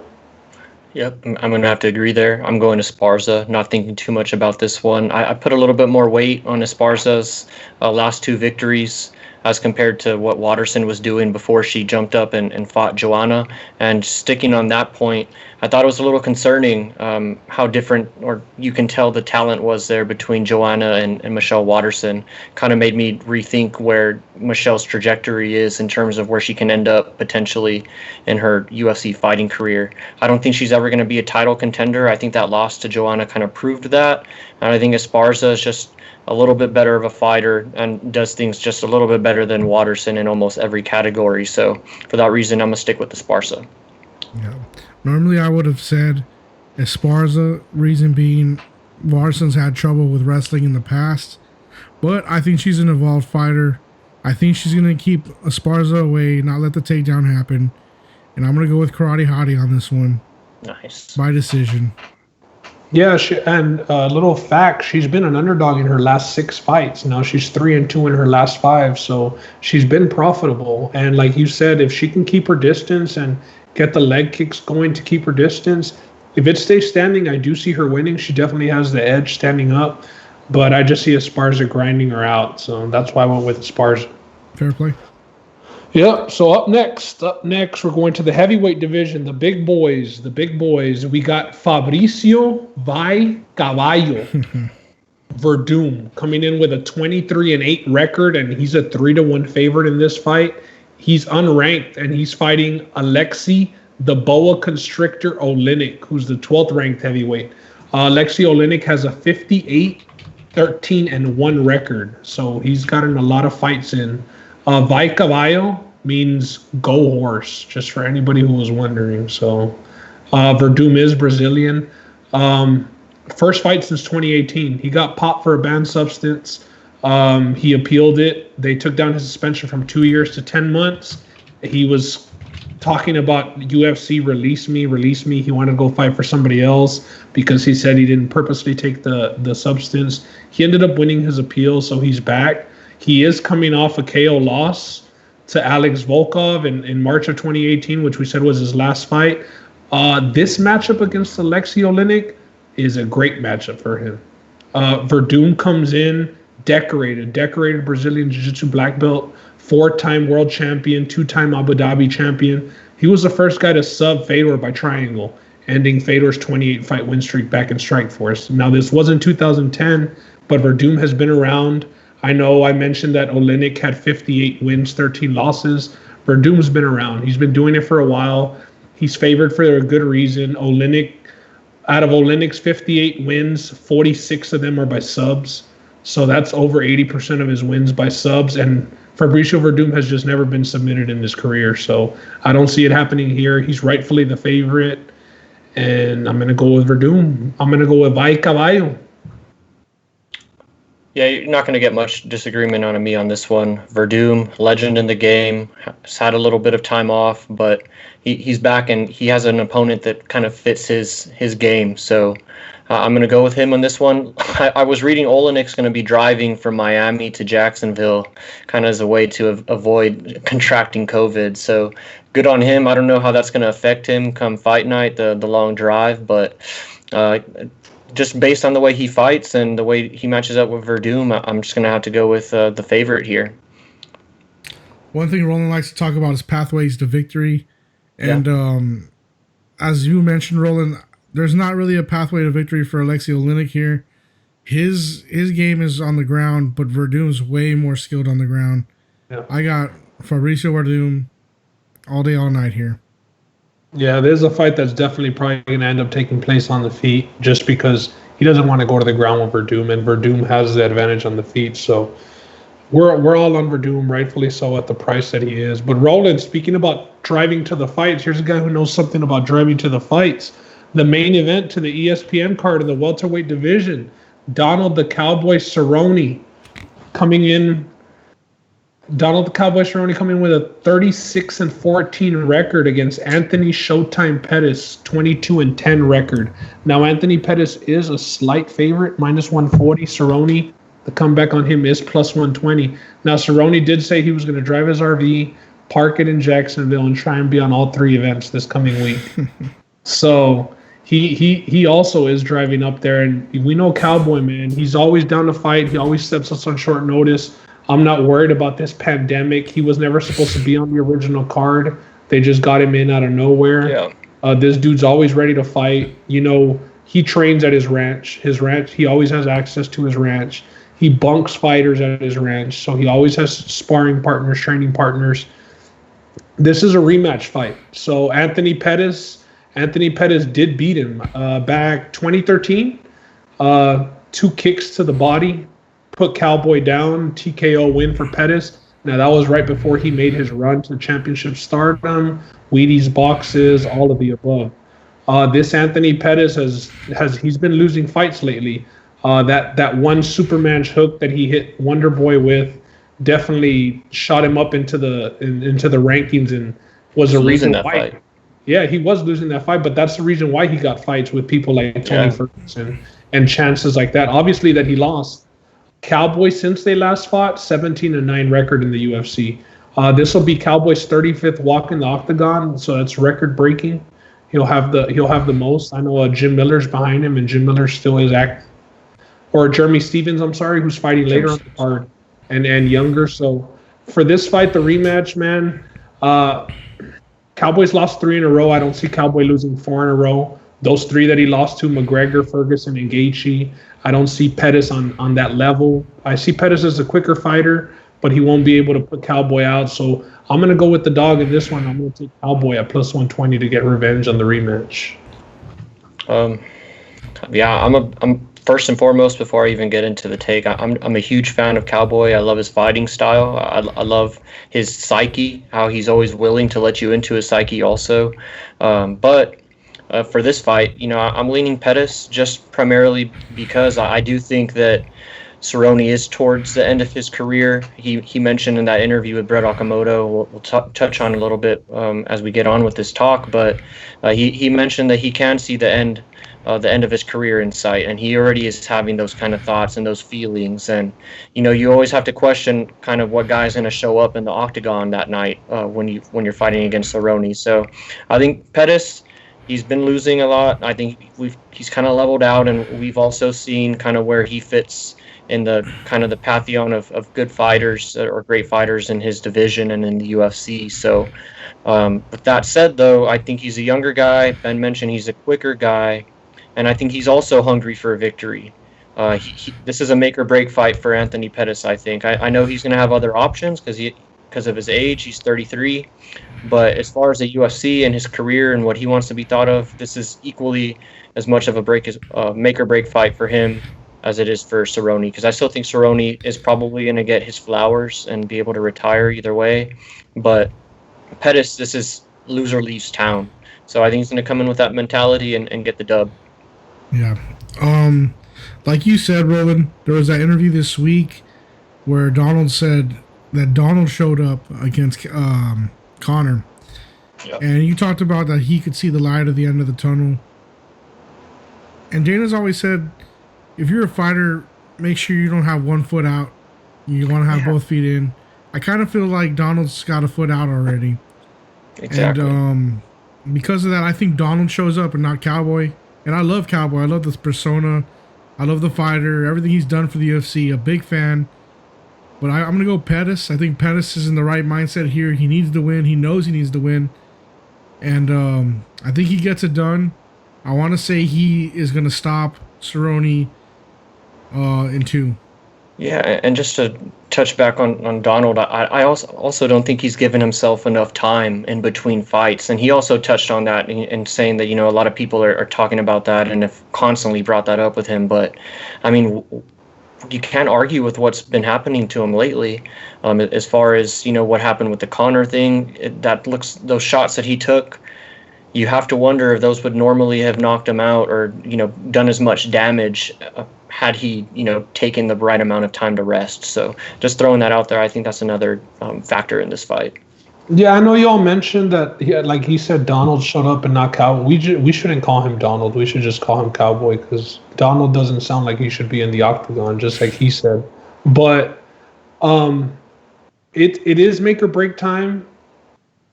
Pettis coming off 2 losses to CDF and to Ferguson. A little tidbit, Donald Cerrone, the last time he had his run, it was when he had his kid. Well, he's about to have another kid. Yeah. So they're pregnant with a kid. Check this out, the kid's name. His first son is named David. Yeah, I already know. Yeah. So this one's Riot. Right, yeah, I like that. Kid's going to be called Riot. Dude, he's going to be going hard in kinder. Riot, you better stop it. So, yeah. Props to Cerrone, though. I think love that this persona. Yeah, this is make or break for Cerrone, man. I think that he really needs this. I don't think that he gets beat twice by the same guy. So that's why I picked Cerrone. But let's get on to the pay-per-view portion of the card. Here we go. And a very controversial fighter, Greg the Inhaler, Greg the Prince of War Hardy, coming in with a 5-2 record. And he's actually a 2-1 favorite against Yorgan De Castro, 6-0. Who? So Greg Hardy, Yorgan De Castro. I'm just playing. Hey, you say who, but we're all gonna know who Yorgan is after Saturday. So first thing that stood out to me with this fight, Greg Hardy shouldn't be 2-1. After what he's shown, he has gotten better. We know that he has those 2 no contests. One due to, or actually one was a disqualification. The no contest was due to him taking those inhaler hits in the middle of the second round. But Yorgan De Castro, man, he's knockout. Both of these guys are knockouts. So somebody is going down. I don't see in what world Greg Hardy should be a 2-1 favorite. Obviously, both of these guys made their way to the UFC through the Dana White's Contender Series. Both guys getting knockouts on Dana White's Contender Series. De Castro coming off a KO win of Justin Tafa. I know Justin Tafa's not a household name, but everybody knows who Mark Hunt is, and Justin Tafa is his protege. Yep. I mean, that's who was supposed to follow Mark Hunt's footsteps, and Yorgan De Castro walked through the man. Something interesting about De Castro, he's actually a security guard in Massachusetts for high schools and a full-time UFC fighter. So he's still not a full-time UFC fighter. He's working 2 jobs. He's been begging for Hardy, man. We know the last person who begged for Hardy was Adams, and he got his ass whooped. Eventually, got cut from the UFC. Started crying. Yeah, he did start crying. So for this one, I'm going with De Castro. I'm trying to pick up points. I'm trying to play this competition that we play. De Castro's plus 170. So, I mean, I'm almost picking up 2 points. Yeah. I'm going to go with De Castro to get the knockout. I'm going to say early second round knockout for De Castro. Yeah, I'm taking my first underdog of the night, and this is primarily just because the line. I think Ben talked about it a little much, or not a little much. Excuse me, talked about it a little bit in his piece. I don't think Greg Hardy should be that big of a favorite, considering how both of these guys essentially they fight the same way. We know there's going to be an exciting finish, and I think really the line is lined because of namesake. Because a lot of people know who Greg Hardy is and this and that, and I think that's going to drive some more of the action during fight week in terms of how the handle takes place, in terms of the handle being how much money is wagered on each side or each fighter, excuse me. So I think the line might grow throughout the week. So kind of sit on this one and wait for it to grow. For the show's purposes, we're locking it in at plus 170. So that's what I'm taking for the purpose of this podcast. Yorgan De Castro. Yeah, I'm going to be a little disrespectful here. What is this fight even doing on the main card? It's Greg Hardy. This is the fight I'm not looking forward to. I was going to bring that up actually because we just talked about 2 guys who are legends in the sport, in Cerrone and Pettis, but that is on ESPN. So you want the guys with notoriety, you want them fighting on ESPN. Now, Hardy, every time that he's been on a pay-per-view card, he's been a part of the pay-per-view. Yeah. Hey, at least this time he's not the co-main event, man. Yeah. Okay. And there's always been something somewhat controversial going on or exciting, so rightfully so. This is my restroom break fight. But for the podcast's sake, I do got to pick somebody, and I'm going to pick Hardy. I think he's going to have a burst right away. The gas tank's going to go out, and you're going to see Hardy pressing De Castro against the cage for 3 rounds. Decision, Hardy. Hopefully that doesn't put me to sleep. Decision, and actually by going with the decision, because the over-under set at 1.5, so if you're going for the decision, I mean, that should be easy. 2 minutes and 30 seconds of the second round, and you're good. Hardy, though, a lot more UFC experience than De Castro. Hardy had 5 fights in 2019. Obviously, didn't win them all, and he is coming off a loss, but he stepped up on short notice in less than a month and fought a top five heavyweight. So yeah, I just see it as a slugfest, and at those odds, I'm going to take the underdog. So let's get on to the next fight. So with the next fight, this one should be a banger also. Featherweight division. We got Calvin, the Boston finisher, Cater, coming in with a 20-4 record, and he is minus 235 favorite up against Jeremy Little Heathen Stevens. 28-17 record. Now, we talked about Jeremy Stevens as making a ton of walks to the UFC. It feels like he's been in the UFC since he was like 15. But at this point, he's to me, he's more of a gatekeeper. If you want to be a top 10, top 5 guy, you're definitely going to have to go through Jeremy Stephens, and he's going to give you a tough fight. He's on a 3-fight losing streak. He lost to Yair Rodriguez's last fight. I know that there was controversy with that one. They went to Mexico. Remember, he got his eye poked in the first minute of the fight, and it ended up getting called a no contest, and they fought 2 months later. Power for days, but that's pretty much it. He's gonna go for broke. He's gonna swing looping hooks. He's gonna try and catch Cater. Cater comes in as a technical guy, man. I mean, this guy throws straight punches, bunch of combos, 1-2s. Boston dude, we know Boston is known for their boxing. He's coming off some controversy in his last fight too. He was fighting Zabit Magomed Sharipov, who the big Russian prospect, and they were supposed to fight in Boston, and they were supposed to be the main event. So now all main events, even though they're non-title fights, all 5-round fights. So they were going to be doing a 5-round fight in Boston. Fight got scrapped, and the fight got changed to Russia, where they were the co-main event. So it went from 5 rounds to 3 rounds. It went from Cater's backyard to Zabit's backyard, and you're not going to beat a Russian in Russia unless you finish them. So he did lose a decision, although I did think that he deserved to lose the decision. He started coming on in the second round. Zabit looked to gas. He dominated the third round. Had it been a 5-round fight, I would have had Cater winning, and he was a dog in that fight. Here he's a short, not a short favorite, but like we said, minus 235. With Jeremy Stephens only having a shot at knockout to win, I really like Cater in this fight. I like him to get back on track. It's actually I feel the most comfortable about Calvin Cater winning on this card. So say that. I got Calvin Cater. Nice. I like that pick a lot myself. I like Calvin Cater to win this one. Little Heathen, definitely a fan favorite. It's been a favorite of mine watching over the years. He always comes ready to fight, ready to bang, win or lose. And that's kind of the mentality that his fighting style brings, right? You just have to be ready to go in and accept whatever result comes out of what happens. And that's kind of just going in and standing and banging in the pocket. And, some nights you end up on top and others, as we've seen lately for Stephens, he ends up either getting outmatched by a classier striker, or, it ends in a knockout or something like that. But Ben alluded to it, path to victories. We've been talking about that throughout this whole time. Stephens only has one, and that one path that he has, the guy that he's fighting just so happens to be better at that than he is. So I think that's going to play into Cater's hands, and he's going to win this one soundly. I think it's going to be a 3-0 or a 2-1. I got Calvin as well. I think all 3 of us took him. Jeremy Stephens loves to stand and bang, but like Roland said, Calvin's better. He's younger. Like Ben mentioned, the Zabit fight, had that been a 5-round fight, that thing's going towards Calvin's way. And the only other loss he has is Renato Moicano, who's also at the top of the featherweights. So those are respectable losses. I think we're going to see Calvin win this one.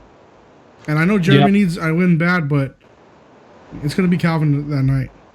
Both guys do have decision losses to Zabit on their record recently. So, I mean, MMA math, they both lost to him. So we'll see. But, yeah, Cater should get it done. Up next, back to the heavyweight division, man. This one should be a banger. This might be my favorite card or favorite fight on the card. Yeah, someone's going night-night right here. Francis, the Predator. Ngannou, 14-3 record. He's the number 2 ranked heavyweight. He's fighting number 6 ranked Jairzinho Biggie Boy Rosenstrike, coming with a 10-0 record. This fight, they got Ngannou as a minus 275 favorite, almost 3-1. I mean, Ngannou has been ready. He's been waiting. Feels like he needs a title shot. Been waiting for a fight just to stay active. Rosenstrike coming off that Alistair Overeem win, where he split his lip, was losing most of the fight, did get the finish in the last 10 seconds. Both guys with highlight reel finishes over Overeem. And, I mean, Overeem is no joke. Francis Ngannou, a lot more UFC experience than Rosenstrike. But we know that this fight ain't touching the ground. We know that both guys are going to swing. And I do think that Rosenstrike has the power to knock Ngannou out. However, I feel like he's going to be fighting with his back to the cage. I feel like it's going to be Ngannou pressuring him, making him move backwards, being the bully. So for this fight, I'm not going to make it hard, man. I'm going to go with the Predator. I'm going to go with Ngannou. I feel that Ngannou is going to be a champ If not by the end of 2020, early 2021, I think he's going to be our next heavyweight champ. Give me Francis Ngannou to get a knockout win. This doesn't see the second round. First round finish.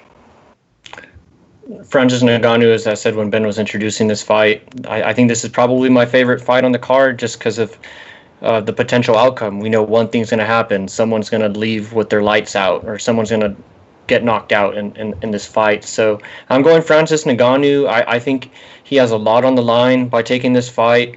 I think that UFC's kind of mishandled him a little bit by the amount of time they've kept him on the shelf, but at the same time, they probably didn't want to throw him out too early and have him risk it. This is just, hey, I've been on the shelf a long time. I'm ready to take whoever, so let me fight. And that's kind of how this came about.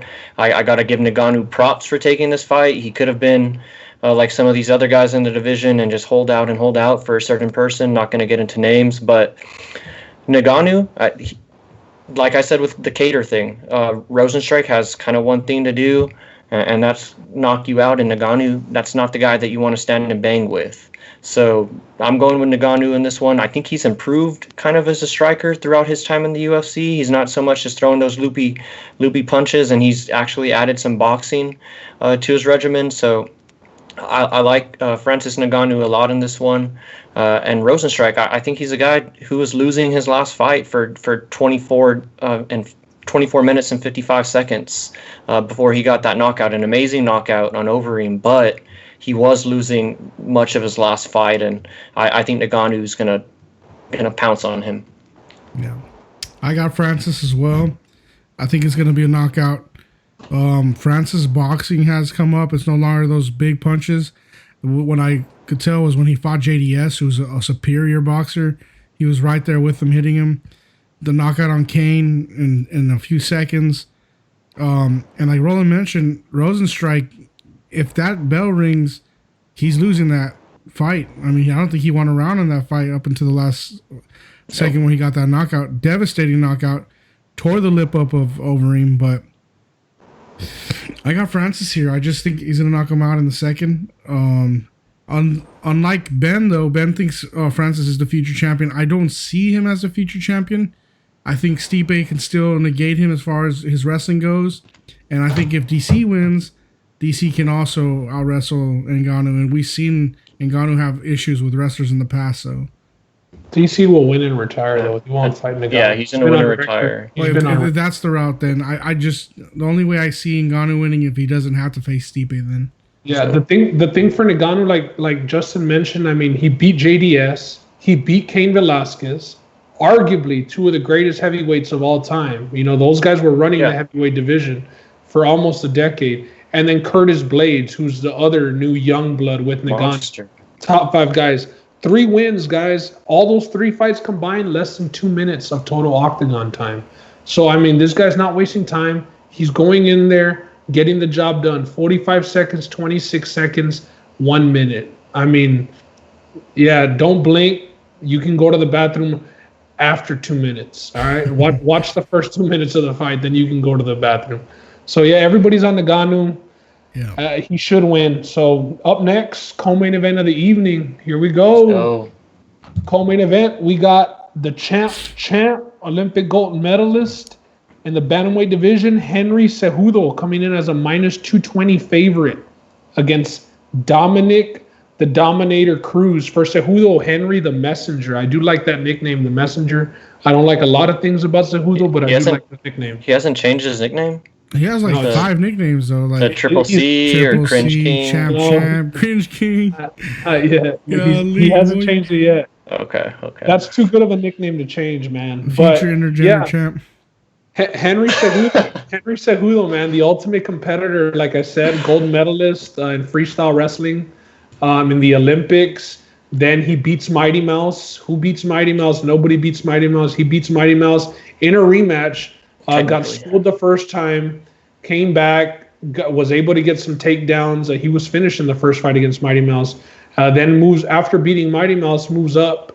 Or no, actually, TJ Dillashaw comes down to fight him in that division. Yes. TJ Dillashaw pops for steroids. Cejudo still handled him inside of a minute. Then Cejudo moves up and beats Marlon Moraes for the title. And now here we are with arguably The greatest bantamweight of all time, Dominic Cruz, who only has one loss in that division in his history, against Triple C. Arguably, well, we could say he's on the path to being the best bantamweight of all time. To me, I know a lot of people have been saying this is going to be an interesting fight due to Dominic Cruz's footwork and his movement. Listen, the guy's been out for close to 4 years now. He shouldn't be getting this fight, but due to the circumstances that we're in, here we are. He's a good talker too. He talked his way into it. Yeah. So honestly, I see Triple C, the more explosive guy.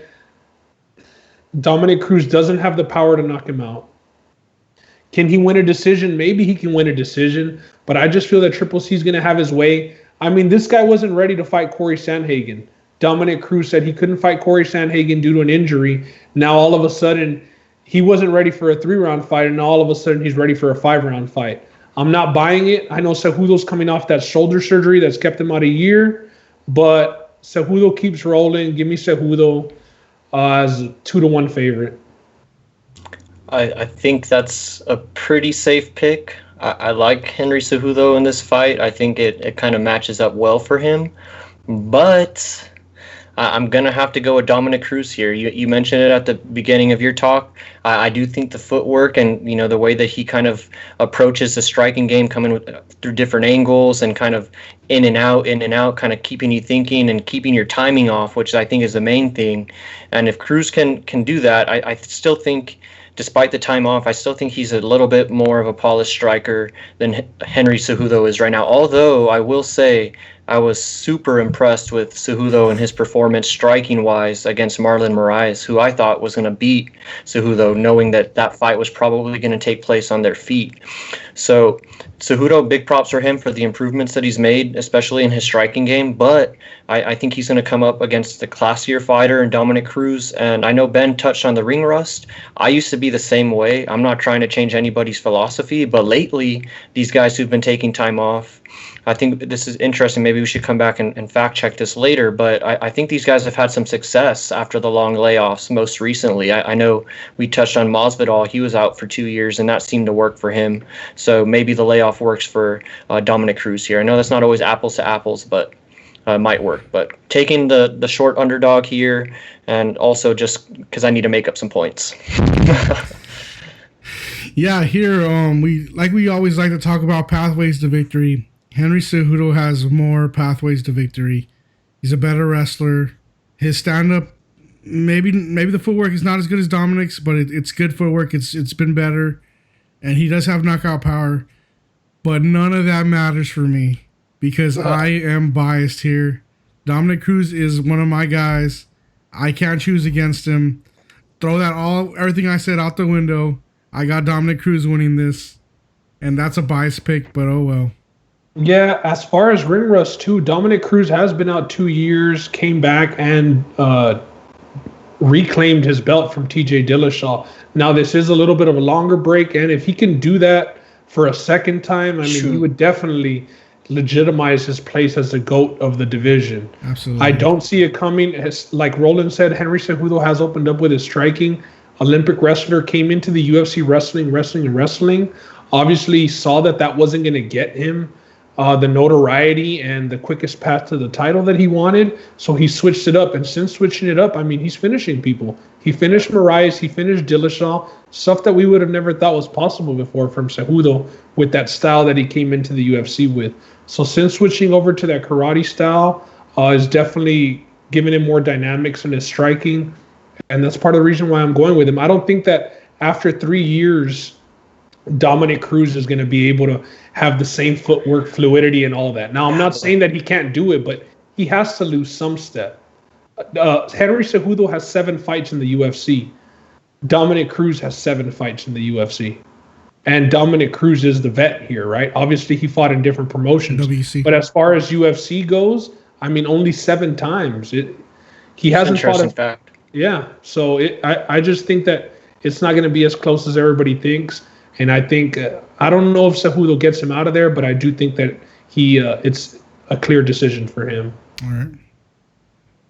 Yeah, so that was the co-main. Now to the main event. the fight we've all been waiting for, man. The savagery that's about to go down in the lightweight division. We got Tony El Cucuy Ferguson fighting Justin the Highlight Reel Gaethje. Now, El Cucuy, aside from the Diaz brothers, my favorite fighter, man. Obviously, the number 1 ranked guy, 12-fight win streak in the division, 25-3 record overall. Justin Gaethje ranked number 4 in the division, 21-2 overall. Banger. Both of Justin Gaethje's 2 losses have been in the UFC. Prior to the UFC, he was a World Series of Fighting champion. In the UFC, he has a 4-2 record. When he steps up in competition, man, he doesn't get it done. Both of those losses were step up in competition. Eddie Alvarez and Dustin Poirier. He got KO'd in both of those fights. His 2 losses are by KO. Justin Gaethje, obviously, with his nickname says it all, the highlight. This dude has 6 UFC fights, 7 performance bonuses. So 1 fight, he got 2. The dude is a show. Don't blink. His path to victory, he's going to have to knock out Tony. I know prior to this, when they were supposed to fight on April 19th, he said he had a solid 15 minutes, and that was it. I do expect him to have better cardio with that fight getting canceled and having an extra 3 weeks. It's still going to be a go for broke mentality. That's just what Justin Gaethje does. Both of these guys love to move forward. I'm most interested in see who's going to take the first step back and who's going to impose their will. As far as Tony Ferguson, man, the guy hasn't lost in 8 years. He won tough, and then his first UFC fight, he lost to Michael Johnson by decision. Since then, he hasn't lost. All his opponents, I mean, he leaves them beaten and battered. Halloween costumes as soon as that guy's done with them, man. And it's not like he knocks anybody out cold, but the elbows, the strikes come from everywhere. For Ferguson, I think he has an advantage with owning his own gym, with being on the card since the original date. I mean, the guy made weight knowing the event was canceled a week before. He had to make weight. He still made weight, getting shout-outs from David Goggins about being a savage. And if David Goggins is calling you a savage, you're a savage, bro. Because that guy's rowdy. So without further ado, man, I'm going to take Ferguson. I expect this fight to be a banger. It might be dangerous for a round or 2 for Ferguson. Although Ferguson has never been knocked out in his career, I don't expect this to be the first time he gets knocked out. So give me Ferguson, 3rd round, TKO. Man, this is going to be a banger. I agree with Ben. I'd almost agree with everything that he said. I'm looking at Ferguson, to come in here, again, as I talked with Dominic Cruz a little bit. Ferguson might be the most unorthodox guy in the whole MMA or in the whole sports world, just from when it comes to his training, how he lives his normal day-to-day life, and the way that he fights in the octagon. You never know kind of what angle he's going to come at you with. He comes with immense pressure each time, and he's not afraid to go to the ground. He's finished people on the ground if the fight's been taken there. I know Gaethje has wrestling experience that he likes to stay away from using for whatever reason, but it would behoove him to stay off of the mats with Tony Ferguson in this one. So I think they're going to keep it standing, and I still think Ferguson is the better striker. I think Gaethje's face is going to look like the rest of the guys that have gotten in the ring with Ferguson. So Gaethje does have that knockout power, and he is a pretty precise striker. I do give him props. I don't think he's such a loopy puncher as his knockout record would suggest, a guy who's always throwing haymakers. But when he does connect, Matt, he connects. The way that he put out Cowboy was pretty scary. I think that was his last time out. I might be wrong there, but all that said, I'm still going with Tony Ferguson. He has too much to lose. He's going to win this fight. Khabib, you can't hide from him much longer. I think the fight between Tony and Khabib is going to happen on the 7th time. 7 is a lucky number. Is that going to be the next number for the 6? Okay, so it's going to happen, whether or not Khabib wants it to happen. I think Ferguson's going to get through this. Just too much determination. The only thing that I'm really worried about, and maybe I shouldn't be this worried, but Ferguson's still making weight and staying at 155. Like, I don't know what the fluctuation in the weight could do to him potentially, but if all that checks out and he's good, he's going to walk away with a victory. Yeah. As far as Justin Gaethje goes, he's 2 losses. The guys who beat him were physically tough and mentally tough, and that's what it takes to beat Gaethje. And I don't know a lightweight that is tougher mentally than Tony Ferguson. Champ stuff only here. He's physically and more mentally tough. He will get the win. And if you are looking for blood, this is the fight to watch. I think Ferguson will cut Gaethje up within the first round. I do have it finishing TKO, referee stoppage in the third. Cool. Yeah, nice. This fight itself is worth the price of admission for the pay-per-view. And Roland, I know you mentioned Cowboy, Gaethje coming off a win against Cowboy. Both guys' last win were against Cowboy, so they both stopped. Yeah. Tony, obviously, Cowboy wasn't able to come out of the corner in the second round, and Gaethje walked right through Cowboy with a first-round finish. Yeah. And actually, for that, us as a show, we talk about sports. We're going to be giving one consensus play, maybe two every UFC fight card. And the fight that we recommend for this week, our show consensus play, will be Tony Ferguson, and his current odds minus 170 right now. So Tony Ferguson minus 170 to beat Justin Gaethje will be our consensus play for We Talking About Sports. Yeah, Sports. That's the one I'm playing too, for sure. Yeah, and so that's it for UFC, man. We'll be back. I know Sunday is Mother's Day, but we're still gonna try and film Sunday. Recap some UFC, get into the other cards. There's a card on Wednesday. There's going to be a card next Wednesday, and then there's going to be another one next Saturday. So we're going to have plenty of UFC this whole month. I believe there's a card every weekend this whole month. So the UFC, Dana promised us he'd be the first sport back in action, and the UFC looks like it's going to be the first sport back in action. Coming back, baby. We're coming back. There we go. With the bang. All right. What about The Last Dance? Get to The Last Dance before we end the show. Did y'all watch episode, what was it, 3 and 4?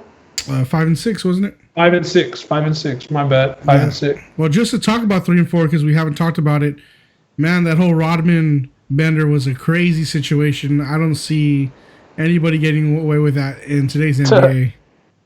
Yeah, definitely, the product of not having social media around. Dennis Rodman being able to go out and run and gallivant in Las Vegas in the middle of an NBA season with Carmen Electra. I mean, that's an all-time story. That's a legendary story. I know he's been in the Hall of Fame, but if he hadn't been, he should have gotten elected just based off of that story alone. But Dennis Rodman, as crazy as he was, I mean, they wouldn't have been able to have that second run without him. I thought it was pretty interesting how he mentioned himself that he really cherished that time that Scottie Pippen was out because he liked being Michael Jordan's right-hand man, and then he kind of felt like the third wheel once Scottie got back. So I thought that was interesting to get in the mind of Dennis Rodman. I know he's a big fan of Kim Jong-un, but he's a Hall of Fame basketball player at the end of the day. So it was good to get his insight. And then, just getting into what recently aired, that Tony Kukoc story was really crazy. Jerry Krause, I don't think he was wrong. I thought Tony Kukoc, he ended up being, a pretty good NBA player and helped them, win some titles there in 95 and 96. And the last three-peat, I think he was a part of all three. But that story and the amount of pride that Jordan and Pippen took in embarrassing him and the Olympics was amazing just to see that. And then my last take on this was, and I've seen this take, it's been pretty popular on the timeline today, has been, Charles Barkley. He had a pretty big piece in, I guess, the episodes 5 and 6 in terms of his interviews, but hey, man, we disrespect Charles Barkley too much, especially Draymond Green. I don't ever want to hear those two guys compared to one another. Draymond Green's not even half the player that Charles Barkley was when he was in his prime. Rings culture has gotten out of hand here, and assigning Draymond Green like fringe Hall of Fame status because of that. He's not close, in my opinion. I don't know. I'm a hater, though. You're right on that, though. He can't be compared to Charles. And as far as episode 3 and 4, the most interesting part was them showing the battles they had with the Bad Boys Pistons and Rodman being a part of it, and the way he bullied Pippen. When they finally beat him, the way Pippen didn't react when Rodman kind of shoved him, not even just to foul him and something for making the basket, but almost like he wanted to hurt him. And then a couple years later, I mean, Rodman's on your team and everything's all gravy. It's crazy, but those are the types of things that it takes to win a championship, man. everybody's got to be all in together, and it seems like Jordan had everybody all in. Whether it took a couple of a week bender to get you back on track, man. Whatever it was going to happen. Yeah. For episodes 5 and 6, what stood out to me the most definitely was the gambling issue Jordan had. I know he likes to say, "Oh, I'll have a competition issue," but this dude was gambling quarters against the wall. I mean, anything he could gamble on, he was gambling on. Competitor. Yeah. Competitor. And the last takeaway for episode was the whole Kobe situation. They got a clip of Jordan in the locker room. Peace. Yeah, they got Jordan in the locker room, and he says that little Laker boy is going to go up 1-on-1 against everybody. Little Laker boy. Yeah, and then he said he doesn't let the game come to him. He goes out and takes it. Man, being a Kobe fan, I just thought that was cool that Jordan said something like that. That's a Mamba mentality right there, right? Just go out there and get it. How wait crazy for it to Jordan come to saw you. that then. Yeah, Jordan noticed it early, man. So I guess Kobe was meant to be a great one. And he was. And rightfully, Kobe has etched his name in the rafters for eternity. So yeah.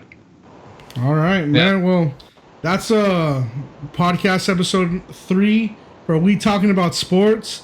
Just a reminder, we are on YouTube. We're on Google Podcasts, Spotify, soon to be Apple Podcasts. Once we get the links, we'll be posting them up. Again, we appreciate all the interaction we get. Any comment left, we'll address it if we can.